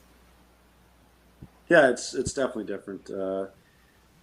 I've raced a lot of those smaller tracks and less caliber horses, but I mean it's different, but it's still the same. I mean, you're still racing horses and you're still going a mile, but obviously the turns are tighter and they don't go quite as fast. But you got to change your strategy quite a bit when you go from Hanover to Mohawk. You just can't you can't be as aggressive when you race later on in the evening as you can in the afternoon at Hanover. Well, I mean, you got to maybe change your approach out on the racetrack, but how about mentally and physically? Those Saturdays, obviously, those were long days when you'd go up to Hanover and then come back and race in the evening at Woodbine Mohawk Park. Do you find, though, you're maybe even a little sharper, though, when you have been driving in the afternoon and you head in for the evening program? Yeah, some nights. There's some nights. There's a couple nights this summer where once I got to Mohawk, I think we raced 12 races in the afternoon, and then you get to Mohawk, you got another 12 races, and you might have had 10 qualifiers in the morning for babies. So, when it gets later on in the evening and throughout the night, you kind of get looking forward to the couch when you get home. But I mean, like I said, we sat around for a long time in the springtime, so just to be on the track was exciting. And here we are. We were hoping we wouldn't be back under a lockdown situation, but racing paused again. So what are you doing to keep yourself busy and try and keep yourself active and sharp for when racing returns? Yeah, the first couple days obviously was the holidays, so it wasn't much different being off throughout over Christmas and New Year's. But just the last 2 or 3 days have been really it's starting to get pretty boring. I don't. I'm not one for going training a bunch of horses in the morning, especially in the wintertime. I mean, if Dad's got a farm in Florida. When I get down there, I mean, I'll get up early in the morning and train babies all day if you want to in that weather. But I mean, this time of year, I'm usually not big on it. But the last 2 or 3 days, I've been out doing the track, things like that. So I'd like to start jogging, training horses again within the next week or two, as long as the weather stays good. What are the reports, from your father's operation? Another good year for him. One of the top conditioners of young talent, in particular in Ontario. How's his group looking so far, both babies and some of those 2-year-olds returning? He mainly took yearlings down there, 2-year-olds now. So I think he's got 25 or 26 2-year-olds. He doesn't have many 3-year-olds down there like he usually does. He usually has 15 or 12 3-year-olds too. But this year I don't think he's got as many, so he's not quite as busy. He can kind of focus on the yearlings a lot more. And he's got a lot of nice bred horses this year. They spent a little bit more money than they usually do. And he's got a couple newer owners, and they spent a bit of money. So hopefully they have another good year. Speaking of owners, you have a great relationship with the leading owner at Woodbine Mohawk Park, that being Brad Grant. Maybe talk a little bit about that relationship, one that you guys have had a lot of success together, and that continued here in 2020. Yeah, for sure. Brad's he's been real great to me the last 3 or 4 years. I think it started in 2016. And that year, I think I remember him calling me, asked if I wanted to commit to driving all of his horses at Woodbine, and it really works out good for me, especially in the wintertime. He races 12 to 15 on a weekend, and I mean, you got the top trainer. Richard Moreau trains most of them, so I mean, anytime you get to drive for a guy like that, it's makes my job a lot easier. These nice horses, good trainers. So Brad's been really good to me over the years, and I mean, it took me a lot of places that I never was before. And teaming up with top trainers obviously is something that you've earned over the last few years with the results you've put up at the racetrack. One of those guys, Tony Alagna, he put you up behind a colt named Stay Hungry that I think really took you to new heights during his career.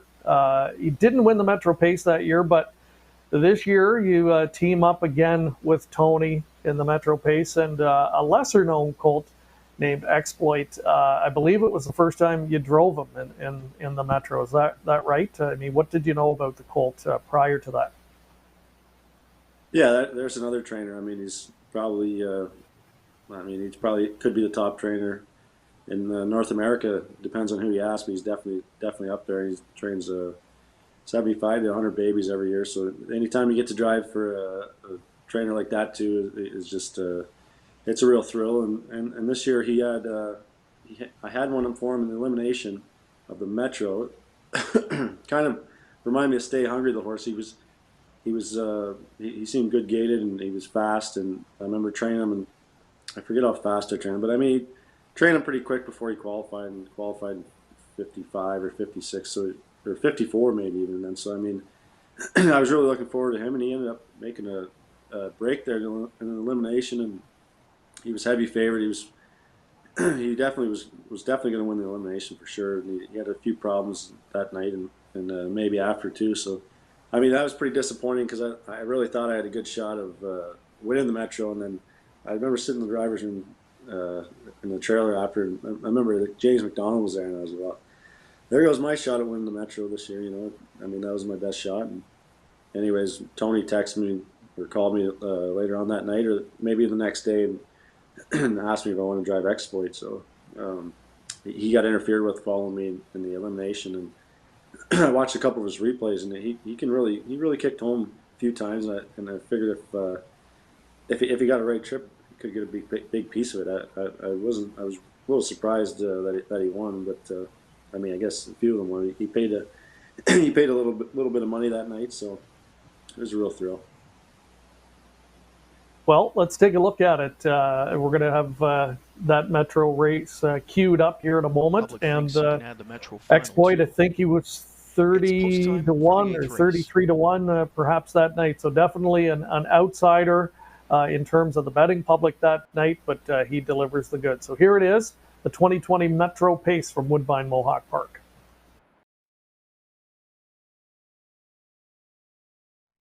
$720,000 Metro Pace final. Group of 10 lined up, set for a start. Here they come. They're off and pacing. Leading speed at the rail from You Can't Touch This. Bayfield Beach in the center. Far outside, Lawless Shadow. Highland Beach is best into the mix between. Outside fifth, Twin Bee Fighters. Sixth through at the rail is a Buckabet Hanover. Seventh away, left out Exploit. Further back towards the inside is Control Heaven. Final two are No Better Joy. And the last one away is Better Sun. Over to the quarter in 26 flat. Lawless Shadow sped out of there. Here's Bayfield Beach with a pocket pop right now for Jingra. And Bayfield Beach scoots to the front. Back into second now. There rides along Lawless Shadow. You Can't Touch This. Closing up the gap into third. Highland Beach's best is fourth. Fifth inside to Twin Bee Fighter. Underway six now. Starts up a Buckabet Hanover. Then it's Exploit on cover. Covered times two for Control Heaven. Final two in the field. No Better Joy. And last is Better Sun. The opening quarter 26, half and 55 and 1. A pretty sensible pace up front. Bayfield Beach has got the ball in his court going into the final turn. Right there in the pocket spot is Lawless Shadow. Third outside, a Buckabet Hanover. Outside fourth with cover Exploit. You Can't Touch This. Gaps at the rail fifth. Sixth outside to Control Heaven. Seventh up on the move is No Better Joy. Trapped in Highland Beach's best along with Twin Bee Fighter. And last outside is Better Sun winding up. They're over to three quarters. McCarthy asking a Buckabet Hanover, as is Jingra on Bayfield Beach. Jingra's got that two-length lead coming out of the turn though. Bayfield Beach is upset-minded. Three quarters in 122 and 4. A Buckabet Hanover's going to have to do more. He's on the outside spinning his wheels. Here off his cover though comes Exploit. And it's Exploit on the far outside. Exploit coming after Bayfield Beach in the final eighth of the mile. Bayfield Beach and it's Exploit. Exploit is going to make the tote board explode. Exploit in 150 and 4 at 35 to 1. A Metro stunner. So perfect example, Doug, of how quickly you can go from low to high or high to low in this business. We talked about it with the Hensleys earlier. You said it. You thought you'd lost your chance at a Metro Pace, and a week later, there you are pulling off the upset. At what point in the race did you know you were a winner? I would say kind of when I moved him over, you just feel him accelerate up for me, and I was kind of thinking, wow, he's got this much pace, and I figured he'd get a little tired late on me, but just the trip we worked out, we kind of got we couldn't ask for a better trip. We got away following the favorite. I didn't know how he'd race that horse, and when he got away where he got away, I figured, geez, I'm going to get a really good trip here, and it worked out. So, I mean, halfway down the lane, I thought I had a really good shot. The Metro Pace would definitely be one of those races up there on your list that you wanted to check off, I would assume. I mean, it's the richest race for 2-year-olds on the pacing side, and we see a lot of great horses win it, so it had to be pretty special to lift that trophy. Yeah, for sure. Obviously, my dad's, I've been around ever since I was a little kid. He's raced, he's tried to win that race a lot of years, you know. I remember going to the track when I was a kid, and he was one of the favorites, and he finished third or fourth. So, I mean, I remember being disappointed when I was a kid, and I was thinking, it'd be really cool to win that race some year, and to lift that trophy ahead, it was pretty special. And in your line of work as a catch driver, these races are the pinnacle. When you're in the midst of a race like that, you look around, you see Jingra, Dunn, McClure, Tetrick. I mean, at times you must have to pinch yourself a little bit to say, here I am, one of the go-to guys in the sport when the big money's on the line. Yeah, I've been fortunate enough to be getting named on a lot of good horses for the last 5 or 6 years for other guys other than my dad. So, I mean, it's a real good feeling anytime you're in one of those races. And I mean, if you're in one of those races going for big money, you're going to be driving with the best of the best. So, I mean, it's definitely a lot of fun. And I mean, when you're driving with the best drivers, it's a lot easier. You know, the race usually unfolds usually how you think it will, or there's usually not too much that goes on where you unexpected. You know what I mean? As a young guy growing up, I'm sure driving is what you thought you would do, what you'd hoped to do. Did you ever consider trying to do anything else? And if you weren't a driver, I mean, what might Doug McNair be doing for a living? Oh, I don't know. What would I be doing? Probably nothing too exciting. I always wanted to play hockey, but I wasn't big enough, didn't have enough talent, I guess. So I was just kind of the right size. I was the right size for a driver when I was 18. I think I was 130 pounds when I was 18. So I mean, playing junior hockey, junior C hockey, wouldn't really call it junior hockey, but playing that when I was 16 or something, I was only 130 pounds. I knew I probably really didn't belong out there and wasn't getting anywhere. So, but other than that, I always wanted to race horses. I probably wanted to race horses more than playing the NHL. To be honest with you, I always thought if I could be a full-time driver at Woodbine, I remember Bill Gale used to drive for my dad and guys like that. You know, I always thought if I could be one of those guys, it'd be pretty cool. So here we are. And I was going to ask you, what do you think the big difference is between that 18-year-old kid that you talked about when you started out to now? You know, how have you improved or changed? Oh, I've got a little bigger, but other than that, you learn a lot every race. Even now, like, I mean, I'll be learning hopefully till I'm done driving. I hope so. I think that as soon as you stop learning or wanting to do better, I don't think you'll get any better. So, I mean, when I'm in a slump and stuff, I'll look at the guys who are winning races and try to do what they're doing. And maybe sometimes you get overdriving a little bit when you're slumping and things just aren't working. You try harder, it doesn't work. So you just, I try to watch all the top guys and what they're doing. And I might even watch James McDonald once in a while and try to learn things off him. Now, what about getting that driving title? Well, what about getting the driving title for Canada this year and having the most wins? Clearly, towards the end of the year, there was a little bit of a race going on, but you stayed ahead of Brett McDonald. What point in the year did you kind of key in on that was something that you wanted to accomplish? Well, not actually until late in the year, because I didn't pay much attention to it. I mean, early in the year, I got off to a great start. And then, I mean, the summertime, I didn't win a ton of races. I won a ton of, or not a ton, but I won some major ones. But a lot of the undercards and stuff at Woodbine, I didn't win a lot of races. So I wasn't really paying much attention. And I think maybe November, October, maybe I seen I was still ahead, but not by many. And Brett he was racing 7 days a week, and I was only going 4 days a week at Mohawk. So I decided to go to London 1 day a week just to see if I could hold them off, and it worked out. Well, Doug, we want to thank you for joining us tonight. Some more major stakes wins in 2020, and I'm sure more that you're looking forward to in 2021. We do have actually a question here, one to pass along just before we wrap up with you, Doug. This comes from Louis Scarborough. Do you ever plan to relocate stateside to focus more on the Grand Circuit? That's a good question. Is that something you've ever thought about? I've thought about it lots in the past, but I mean, we look around. People don't realize how lucky we are up here. We race 4 days a week all winter, and most of us live 10 to 15 minutes from the racetrack, and we race probably the greatest track in North America. So if you can race there and stay up near the top, I mean, it's kind of like a dream come true.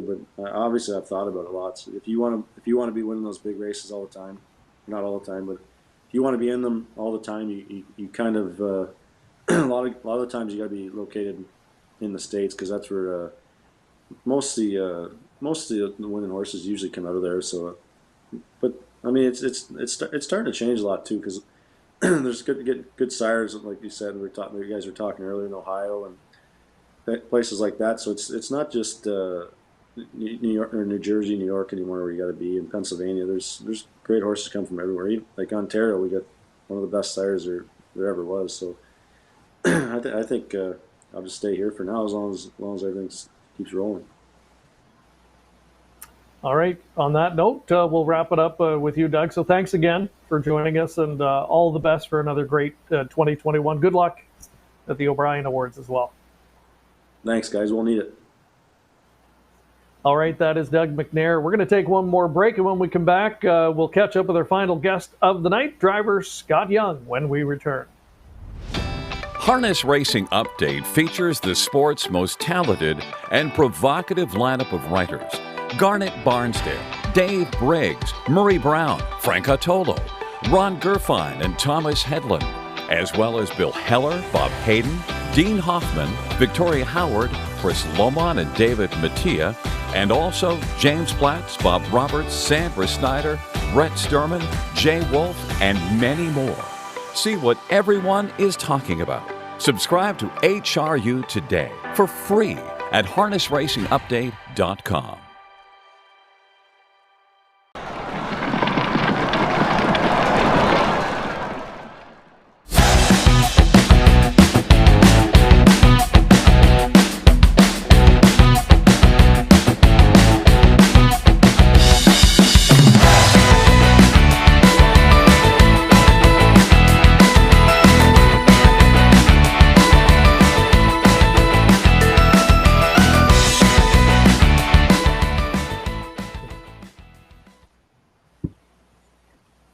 All right, welcome back to our final segment of the night. It's the year in review on COSA-TV.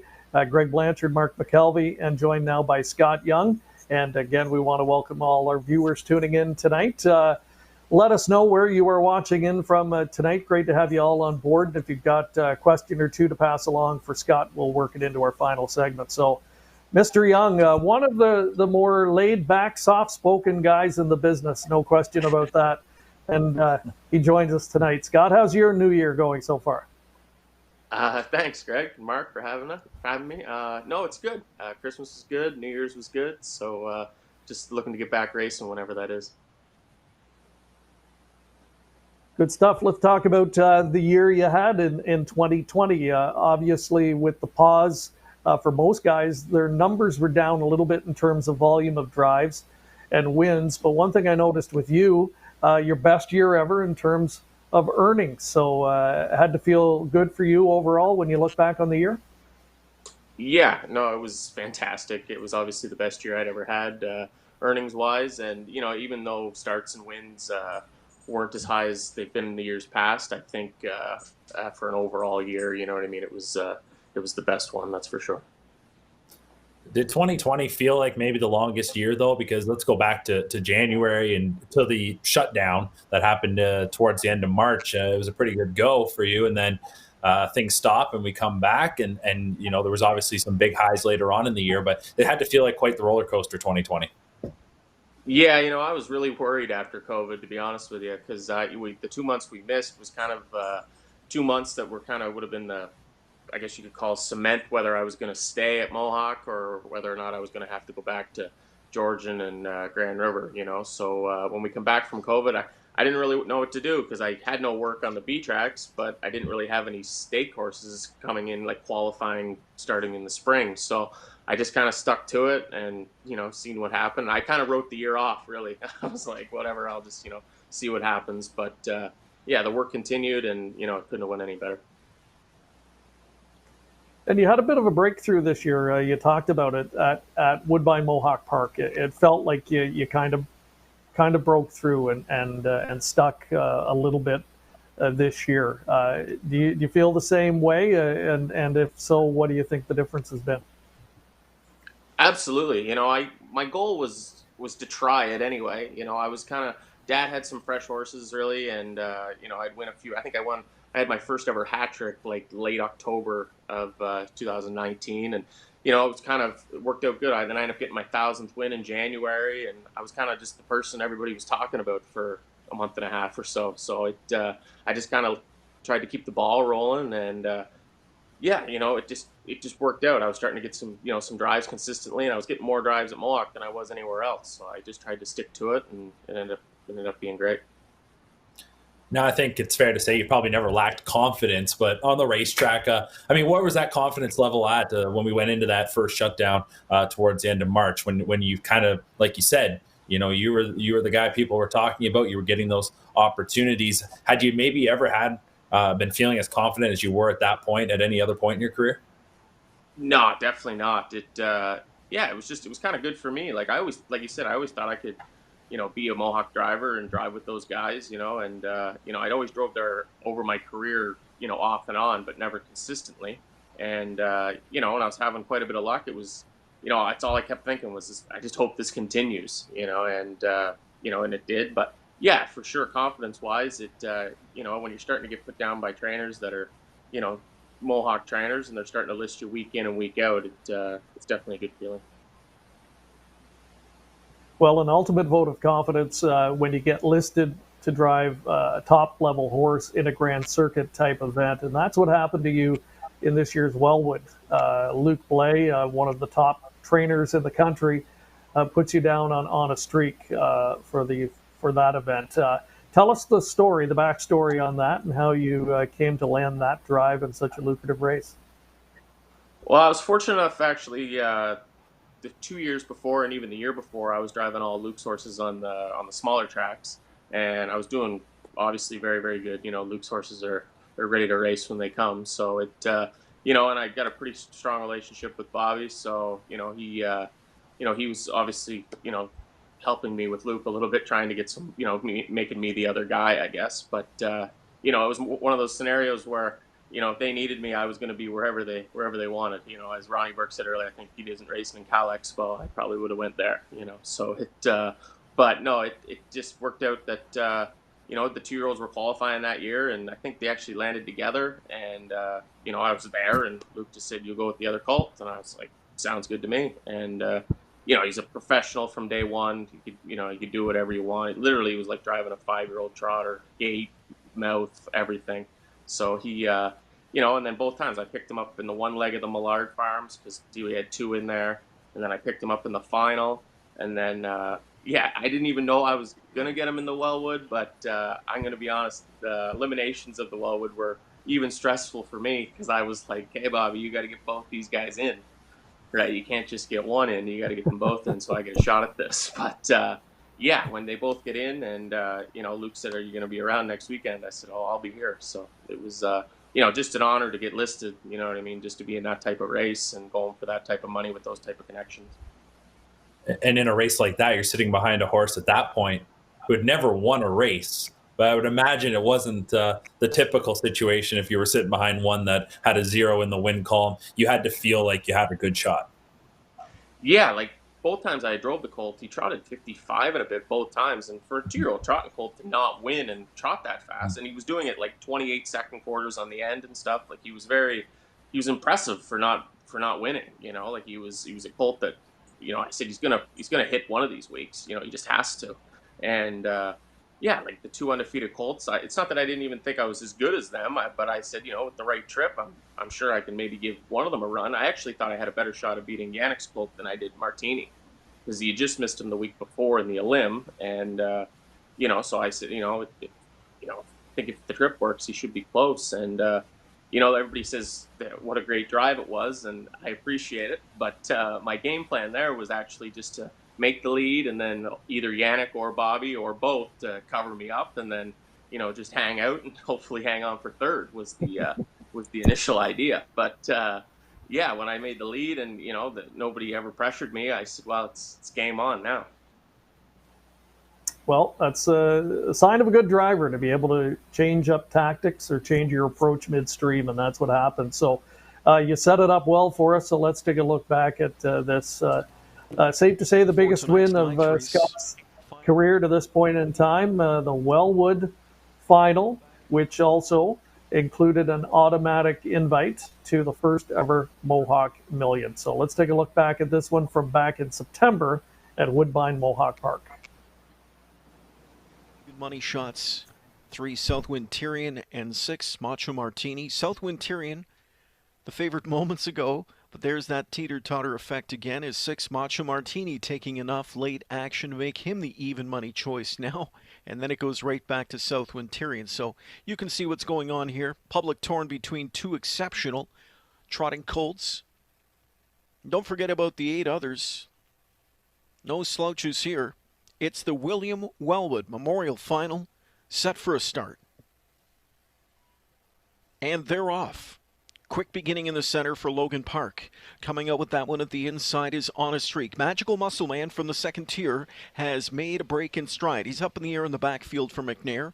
In the meantime, it's Logan Park shooting to the front. Where We Whisper trots up second to challenge now. On a Streak in behind them from in third.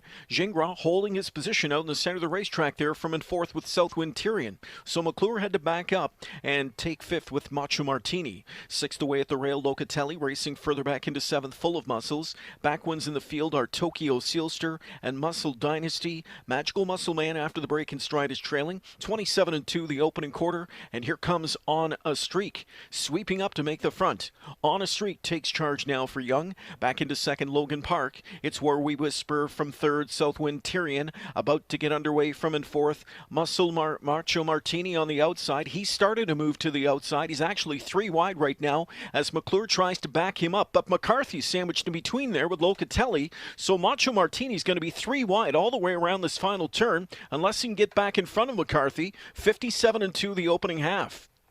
Heading into the final turn, On a Streak leads. Southwind Tyrion to second. Back into third is Logan Park. Now fourth outside to Macho Martini. Fifth and buried is Where We Whisper. Sixth and off stride, Locatelli. Locatelli made a break when tracking cover. 3/4 of a mile. Still there's On a Streak. Southwind Tyrion alongside. Off stride went Logan Park. 3/4 in 1:25.4. And it's On a Streak coming into the stretch. Under pressure from Southwind Tyrion in second. Still there at the rail is On a Streak. Southwind Tyrion second outside, determined to track him down. On a Streak at the inside. Second outside to Southwind Tyrion. Macho Martini drops inside third. Battle continues. On a Streak is upset-minded. On a Streak upsets in the William Wellwood Memorial in 1:54.3.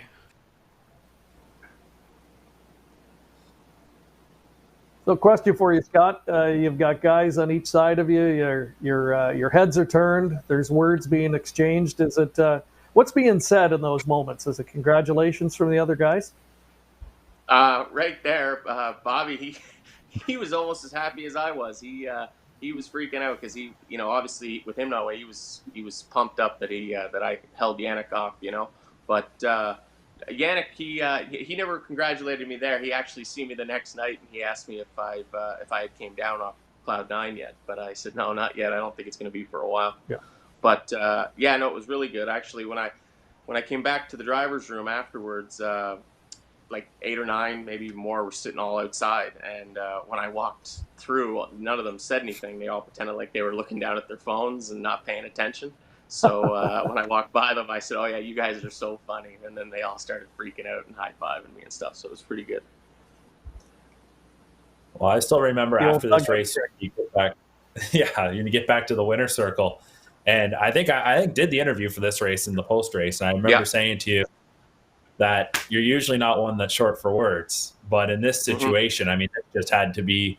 I'm sure you've dreamt about winning big races like that, and I'm sure part of it is, hey, yeah, you want to be in the winner's circle, you want to be getting interviewed after, but when you're in that moment, it's probably amazing how the words aren't really coming to you in that moment, are they? It was just so surreal because, I just, like you said, I've always dreamt of winning big races and always wanted to be in them, so it, even when I was halfway down the lane, Streak wasn't letting that horse go by, and I knew I was still headed, and I got about a pylon and a half before the wire, and I was like, you're going to win the William Wellwood. It was just insane. Your father, Bob, we saw him out congratulating you. That was... Talk about the influence he's had in your career, Scott. Bob's been a really highly respected, successful trainer for a number of years here in Ontario. That had to be special to have him out there to share that with you. Yeah, it was actually awesome that Dad was like the first person there. I didn't expect it either, which was great. But yeah, no, I'm where I am because of my father.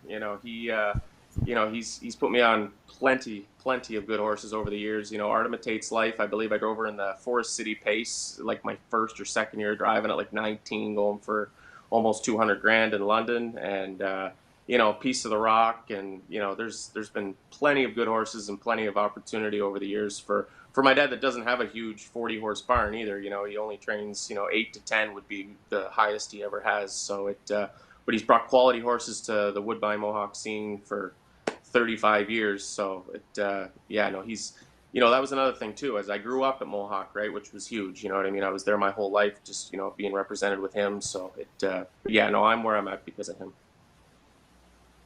Did he ever try and steer you away from racing, or has he just supported you 100% the whole way? Yeah, a little bit. When I graduated high school, I was only 17, and that's all I wanted to do. I just wanted to drive, and he said, well, you better have something to fall back on just in case you're no good at it. And I said, all right, sounds good. So I actually studied 2 years of broadcasting at Sheridan College in Oakville. So I did those, and then that was just basically to keep him happy just in case I was no good at it. And that way I had something. You'd never know he has some broadcasting skills, eh, Greg? Yeah, right. I was going to say, and you, along with, I guess, James McDonald, you would have to say, maybe Chris Christoforou, kind of the stars of the new Mic'd Up segment this year. That's got to be fun to do that. And what when you're doing that, what's your mindset, or what's your approach? Are you trying to educate the fans a little bit along the way? Yeah, no, I think it's great. I think it should be almost, every race, because the fans just absolutely love it. Luke, the guy that does it, though, he's pretty good. He normally only tries to mic you up when he thinks you can win or be close anyway, which is nice. So you're not just mic'd up sitting last the whole way. But I've been fortunate that I've only had one win doing it, right? Most of the time when he mics me up, I don't have any luck. So I actually told him to go away for a little bit. But, James, it seems like every time he gets mic'd up, he wins, even when he's not supposed to. So I don't know. So, but I think it's a great idea, and it's good because you can kind of tell everybody like what's going through your mind, and every horse is different, and, what's going on in front of you, and what, it kind of gives it a different aspect of it for sure. Well, to get to the top level, you've got to take some lumps along the way, and it's a learning experience. So, it hasn't all been smooth sailing for you, Scott, in the driver's seat. We're going to take a look at a piece of video now that I think illustrates this. Tell us what happened on this occasion. This is a few years back at Flamborough Downs. Yeah. One of your more famous moments. It's, in harness racing, it's about as close to a viral video as you're going to get. Tell us what happened this night. This was, well, as you can see, 2011. So it was it was my second year driving. So I was 19, and 2 drives on a Saturday afternoon at Flamborough Downs. So I'm happy to be here. And actually, I knew I was going to hit the wall there. I knew I was on my way there. I knew I was going to hit it, and I tried to shift my whole body to to make the bike move. And rubber on rubber, not a whole lot of shifting going on. So when I hit the wall, I had already sent my momentum one way. And when I was 3/4 off, I was like, wow, you might as well just, you're not going to be able to pull yourself back up, so you might as well just fall. And to be honest, when I had the 7 hole, so I thought I was going to get lucky because that camera is normally already moved to the number 1 hole, gone to the post parade. So I said, it's got to be a shot. It's already, there's no way I got on TV. And I come in after that race, and James McDonald, first person I see, and he's like, oh, Curtis has already got it up, bro. You're good. And I was like, oh, this is going to be good. Did I think it was going to get 30,000 some odd views? No, but it's going to stick around forever. Yeah, it's probably the thing you were most well known for, but winning the Wellwood has maybe eliminated that. Yeah, exactly. Well, what about just as we get set to wrap up here? What are you doing to? We asked Doug the same thing, Andy McCarthy, to try and keep yourself sharp at this time of year. Especially with the pause right now, and keeping yourself in game shape, so to speak, for when racing does return. I haven't been doing a whole lot. I'm actually going to the barn in the morning for Dad. He's got 3 babies this year. He's got a Down by the Seaside, a Sports Rider, and a Trixton colt. So I've been going in every day, jogging those 3 for Dad, and basically that's it as of right now. I don't want to be giving this away, but I'm supposed to be starting a job January 18th for Tony Beaton. I've actually been talking to him, and he's got like 25, 30 babies this year. So I actually did a little work for him near the end of the year. I was second in the SBOA with Rose Run Vantage for him. So it, kind of built a relationship there. And, obviously Mr. Filion, Sylvan's his main guy, but, Sylvan can't take them all sometimes. So if I can be backed up to him, hopefully maybe can continue into some work this summer. Definitely looking ahead to the summertime, hoping that you can build off of this success from 2020. Yeah, absolutely. That's where the money's at. So you try and be busy in the summer for sure. I don't know if Bobby's going to let me drive Streak this year or not. Now that he's a Breeders' Crown winner with him too. So it wasn't. Even he was third in the Mohawk Million too, and he had every right not to get any money that night either. So who knows? Maybe he'll let me drive Martini this year. You never know. Well, Scott, we want to wish you the best of luck this upcoming year. An exciting 2020 for you, really, I would say a breakout year. And, good luck in keeping that momentum going forward. I appreciate it, guys. Thanks a lot. All right, and Happy New Year to you. We'll take one more commercial break, and we'll be back to wrap up this edition of COSA-TV in a moment.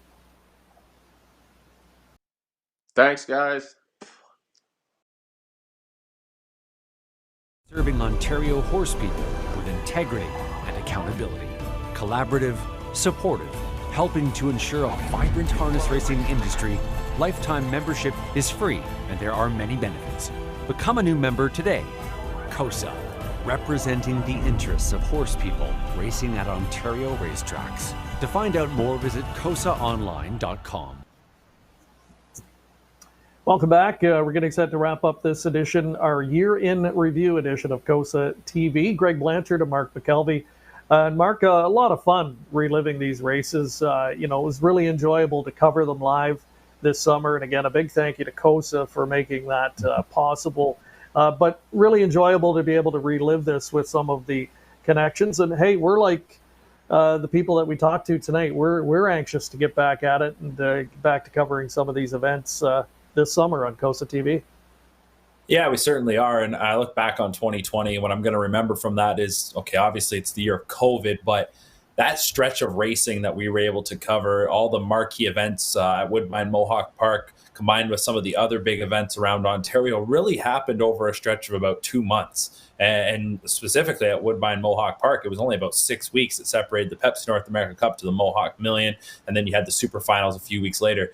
That was just a blast. And I think in a year where we really saw a lot of uncertainty and there was a lot of negativity, that brought a lot of sunshine to our days. And I think being able to cover those races was a blast. I know the racing fans, I hope you really certainly enjoyed it. I know the participants enjoyed it. And it was that sense of normalcy that we really needed. Now, it'd be great to have our usual stake schedule and all the marquee events in their usual spots on the calendar. Let's hope that's the case in 2021. Fingers crossed we'll have people out at the track. And I think right now we're on to something good here, and hopefully we can continue that in the upcoming year. I couldn't have said it any better. And, as we go all the way back to when we were doing these virtual shows last spring, through the baby race coverage at Mohawk Park, and then all of the live events, the wonderful live events we had all summer long.